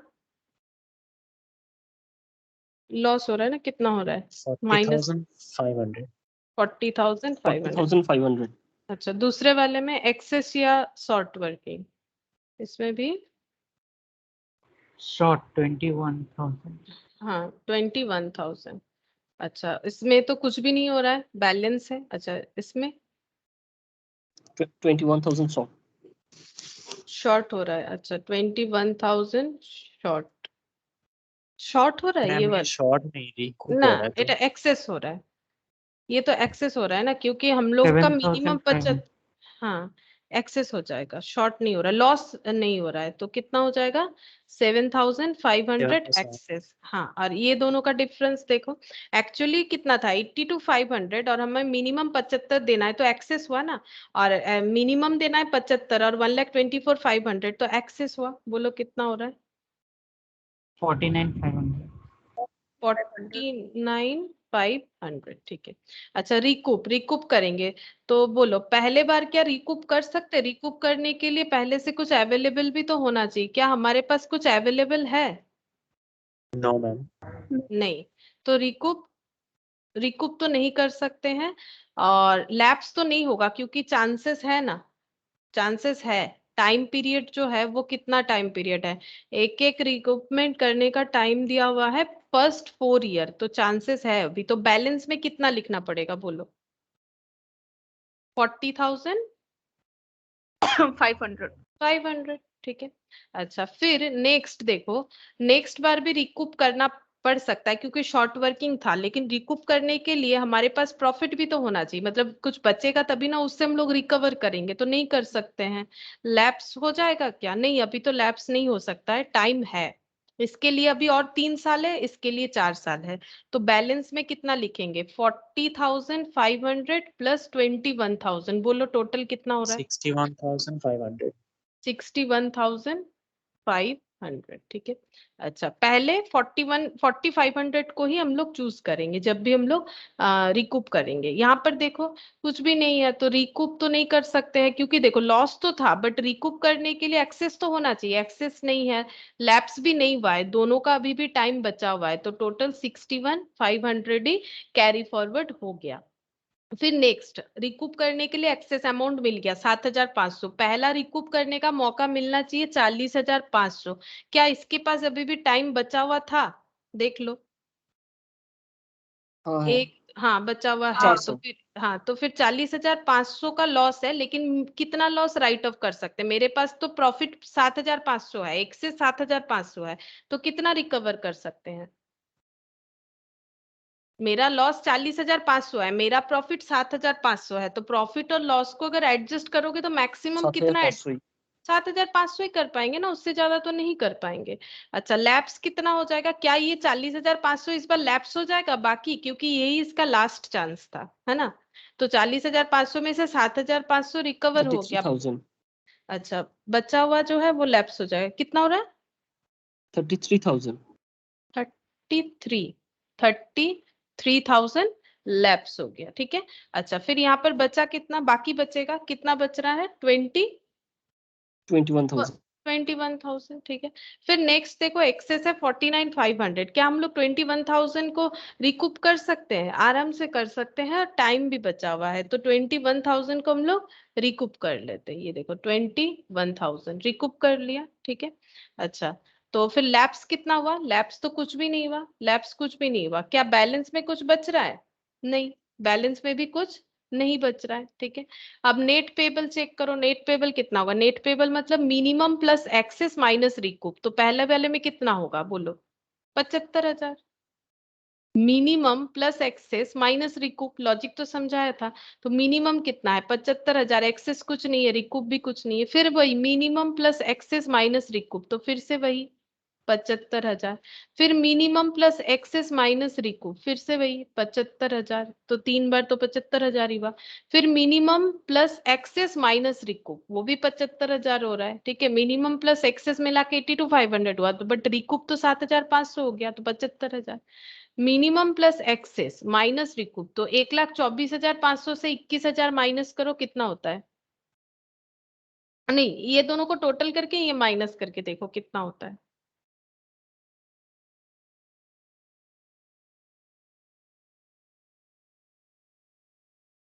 अच्छा, ये मैंने क्या रिकूप कुछ गलत लिखा है क्या? 3,500 है।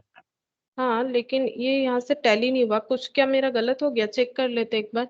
शॉर्ट वर्किंग पहले बार हुआ था, ठीक है, दूसरे बार भी शॉर्ट वर्किंग हुआ, और बाकी ये क्या एक्सेस हुआ कि शॉर्ट वर्किंग हुआ? एक्चुअल रॉयल्टी आई 1 लाख। थिंक बैलेंस से डायरेक्टली जो 61,500 है उससे लेस नहीं हुआ है, पहले वाले से हो गया 40,500 से। नहीं, पहले वाले से ही लेस करना है। ओ अच्छा, ये 40,500, ये तो ठीक ही लिखा है मैंने, 61,500, फिर बचा 61,500, फिर रिकूप उससे हम लोगों ने। करेंगे ना, 61,500 से करेंगे ना। नहीं, 1 बाय 1 करेंगे, 1 बाय 1 ही करेंगे, वहां पर कंबाइन करके लिखा हुआ है, बट इफेक्ट तो एज इट इज ही आना चाहिए। एक मिनट, इसको चेक करते हैं, पहले देख लेते हैं एक बार फिर से। Actual royalty minimum rent short working ही होगा, क्योंकि ये तो कम है, ये ज्यादा है, तो फिर लॉस हुआ। फिर दूसरे बार भी ये ज्यादा है तो लॉस हुआ 21,000 का, ठीक है। फिर इसमें कुछ नहीं हुआ, और ये जो दोनों केस है, इसमें 82,500 था और 75,000, तो एक्सेस हुआ 7,500, और 1,24,500 था और 75,000, तो इसमें हमारा एक्सेस हुआ 49,500, ठीक है। 49,000 अब रिकूप करना है, तो पहले बार तो रिकूप नहीं कर सकते हैं, तो बैलेंस बच गया। ये दूसरे बार भी रिकूप नहीं कर सकते हैं, तो ये टोटल बैलेंस बन गया 61,500। थर्ड ईयर भी हम लोग रिकूप नहीं कर सकते, 61,500। क्या कोई लैप्स हुआ? लैप्स तो नहीं हुआ, इसका टाइम पीरियड यहाँ तक है, इसका टाइम पीरियड तो आगे जाएगा। अच्छा, तो पहला वाला 40,500, इसको हम अगर हम लोग रिकूप करते हैं, तो एक से 7,500 उतना ही रिकूप कर सकते हैं। तो लैप्स कितना हो जाएगा? ये लैप्स हो जाएगा 7,500 माइनस करने से 40,500 माइनस 7,500, तो ये 33,000 ही बच रहा है, लैप्स हो जा रहा है, ठीक है। और यहाँ पर बचेगा 21,000। अब एक्सेस है 49,500 और इसमें से अगर 21,000 रिकूप करते हैं तो लैप्स तो कुछ नहीं हो रहा है, लेकिन बैलेंस तो लैप्स कुछ नहीं हो रहा है, पूरा ही हो गया 49,500। लेकिन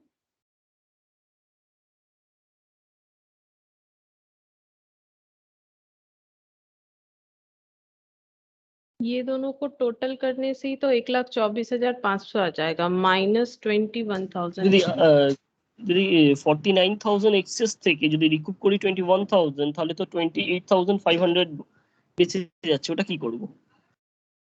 হ্যাঁ 21,000 ওটা ব্যালেন্স এ থেকে যাবে, মানে ওটা ওটা ওটা অ্যাকচুয়ালি ব্যালেন্সে তো আমরা লসটাকে লিখি, ওই জন্য আমি লিখছি না, হ্যাঁ। মানে লস কিছু থাকছে না, সেটাই।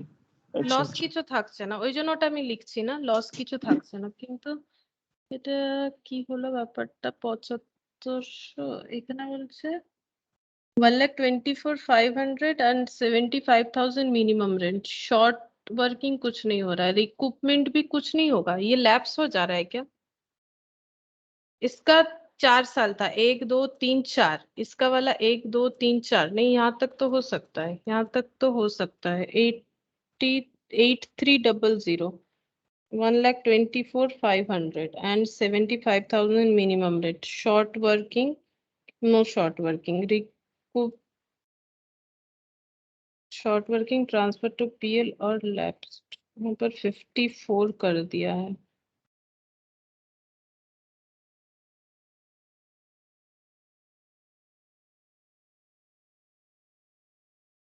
कैसे हो गया? क्या टोटल करके लेना पड़े? टोटल करके लेने से हो जाएगा 61,500, तो पूरा कंसेप्ट ही कर 61,500। मतलब मैम और 4 ईयर का था इसलिए हम बोल रहे थे, क्योंकि यहाँ पे तो ज्यादा साल का दिया है ना, 4 ईयर तक कर सकते हैं इसलिए। इसीलिए पूरा लेके किया मैम है। जिस ईयर हुआ उसको छोड़कर क्या 4 ईयर काउंट करेंगे ना? हाँ उससे तो लेके 4 2013 उससे लेके तो 2012 तक हो रहा था। ओ फिर नहीं हो रहा है क्या उससे लेके? 1 2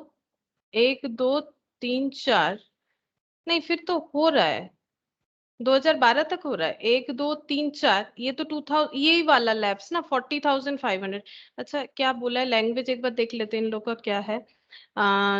ए right of recoupment of short working over the first, अच्छा ये देखो ओवर द फर्स्ट 4 इयर्स, ठीक है। ऐसा नहीं कि लगातार 4 काउंट करते जाओ, फर्स्ट 4 इयर्स में ही राइट ऑफ करना है, उसके बाद नहीं होगा। फर्स्ट 4 इयर्स मतलब 9 के बाद 10 11 12, उसके बाद नहीं कर पाएंगे। ऐसा नहीं है कि 2010 के बाद से 4 साल, 11 के बाद से 4 साल, बोला है कि फर्स्ट 4 इयर्स में ही जो राइट ऑफ करना है करो, ठीक है। ये लैंग्वेज था। फर्स्ट अगर नहीं लिखा हुआ रहता, सिर्फ 4 इयर्स लिखा हुआ रहता, तो जो मैंने किया वो सही है।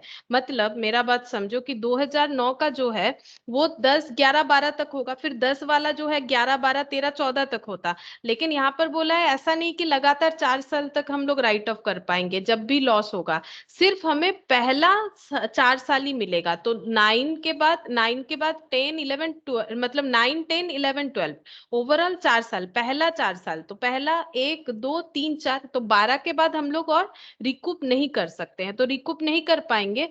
तो उस केस में यहाँ पर क्या हो जाएगा, यहाँ पर हमारा रिकूप नहीं होगा। 49,500 एक्सेस जरूर है बट रिकूप नहीं हो पाएगा, रिकूप नहीं हुआ तो बाकी पूरा क्या हो जाएगा। तो इसका मतलब हमें, क्योंकि टर्म्स कंडीशन पता था कि रिकूप नहीं होगा, तो पूरा का पूरा ही हमें क्या करना पड़ेगा, लैप्स में दिखाना पड़ेगा, यहीं पर लैप्स में दिखाना पड़ेगा। जो रिकूप हुआ हुआ, बाकी पूरा ही यहाँ लैप्स में दिखाना पड़ेगा। क्यों? क्योंकि हमें यही तक रिकूप करने का मौका मिला था, यही 4 साल, इसके आगे नहीं कर सकते हैं। क्वेश्चन में इस तरह से बोला है फर्स्ट 4 इयर्स, इस वजह से ये जो कंडीशन है चेंज होगा। अगर नहीं बोलता तो मैंने जैसे किया वैसे ही तुम लोग को करना है। 61,500 टोटल हुआ था, ठीक है। अब इसमें से मैंने 40,500 को मतलब रिकूप करवा दिया, तो लैप्स कितना हुआ था, कितना बताया था तुम लोगों ने, यहाँ पर बोलो 33,000 ना। एक बार बताओगे 40,500 माइनस 7,500 करके कितना आया था? 33,000 आया था, ये तो लैप्स हुआ ही, उसके साथ साथ ये 21,000 भी लैप्स हो जाएगा। क्यों? क्योंकि इसको और आगे रिकूप करने का मौका नहीं मिलेगा, तो ये टोटल लैप्स हो जाएगा, तो बैलेंस यहाँ से नील होना स्टार्ट हो जाएगा।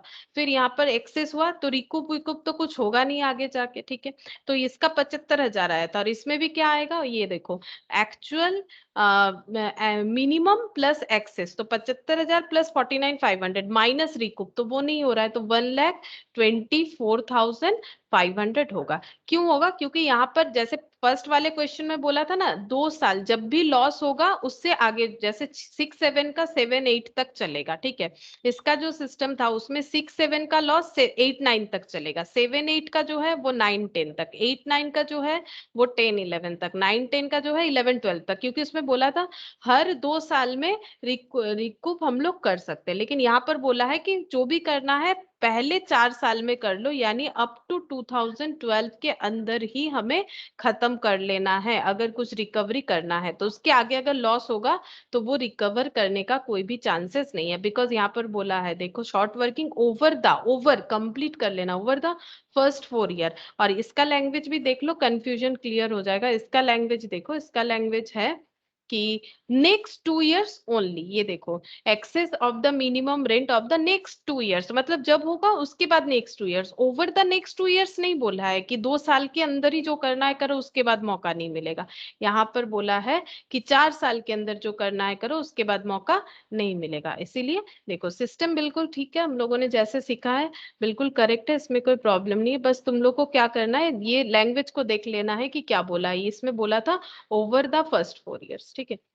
अच्छा, अब यहाँ पर शॉर्ट वर्किंग का लेजर बनाना है, रॉयल्टी और BS limited accounts in the books of A limited, ठीक है। मतलब वही जो अभी तुम लोगों ने सीखा था, लेसी के बुक्स में अकाउंट प्रिपेयर करना है, तो इसका तुम लोग लेजर पोस्टिंग खुद से कर सकते हो। और एक देखो, इसी क्वेश्चन को, यही वाला जो अभी क्वेश्चन किया ना, इसमें हमें क्या करना है, नेसेसरी बुक्स ऑफ अकाउंट्स बनाना है इन द बुक्स ऑफ लैंडलॉर्ड।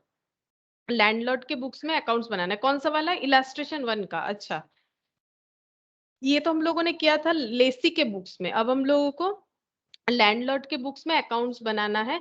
तो बिहार कोल लिमिटेड जो है वो उनका अकाउंट्स बनेगा लैंडलॉर्ड के बुक्स में, ठीक है। तो रॉयल्टी रिसीवेबल लिखना है और Bihar coal limited Lesi account लिखना है, और इसमें क्रॉस पोस्टिंग करना है, ठीक है। तुम लोग को अगर ये पोस्टिंग ना समझ में आए कोई बात नहीं, लेकिन तुम लोग इसको आराम से कर सकते हो। ये वाला जो भी हम लोगों ने किया इलास्ट्रेशन 2, इसका लेजर पोस्टिंग जर्नल लिख के कर सकते हो, तो तुम लोग को लेजर क्लियर हो जाएगा बिल्कुल, ठीक है। और एक इलास्ट्रेशन 4 है और एक इलास्ट्रेशन 5 है, लेकिन थोड़ा उल्टा है, मतलब कुछ कुछ इंफॉर्मेशन दिया हुआ है, कुछ कुछ मिसिंग फिगर है, वो आइडेंटिफाई करना पड़ेगा। तो अगर तुम लोगों से हो पाता है तो करके देख सकते हो, अगर नहीं होगा तो हम नेक्स्ट क्लास में बता देंगे, ठीक है। बस इतना सा ही है, इसमें छोटा सा चैप्टर है, ठीक है। फिर होमवर्क हम यही वाला दे रहे हैं, 2 वाला, इसका लेजर पोस्टिंग, और बाकी 4 और 5, 3 नहीं दे रहा है क्योंकि उसका लेजर सिखाया नहीं अभी मैंने तुम लोग को जर्नल। तो 2 और 4, 5 ये 3 होमवर्क दे रहे हैं, ठीक है। फिर आज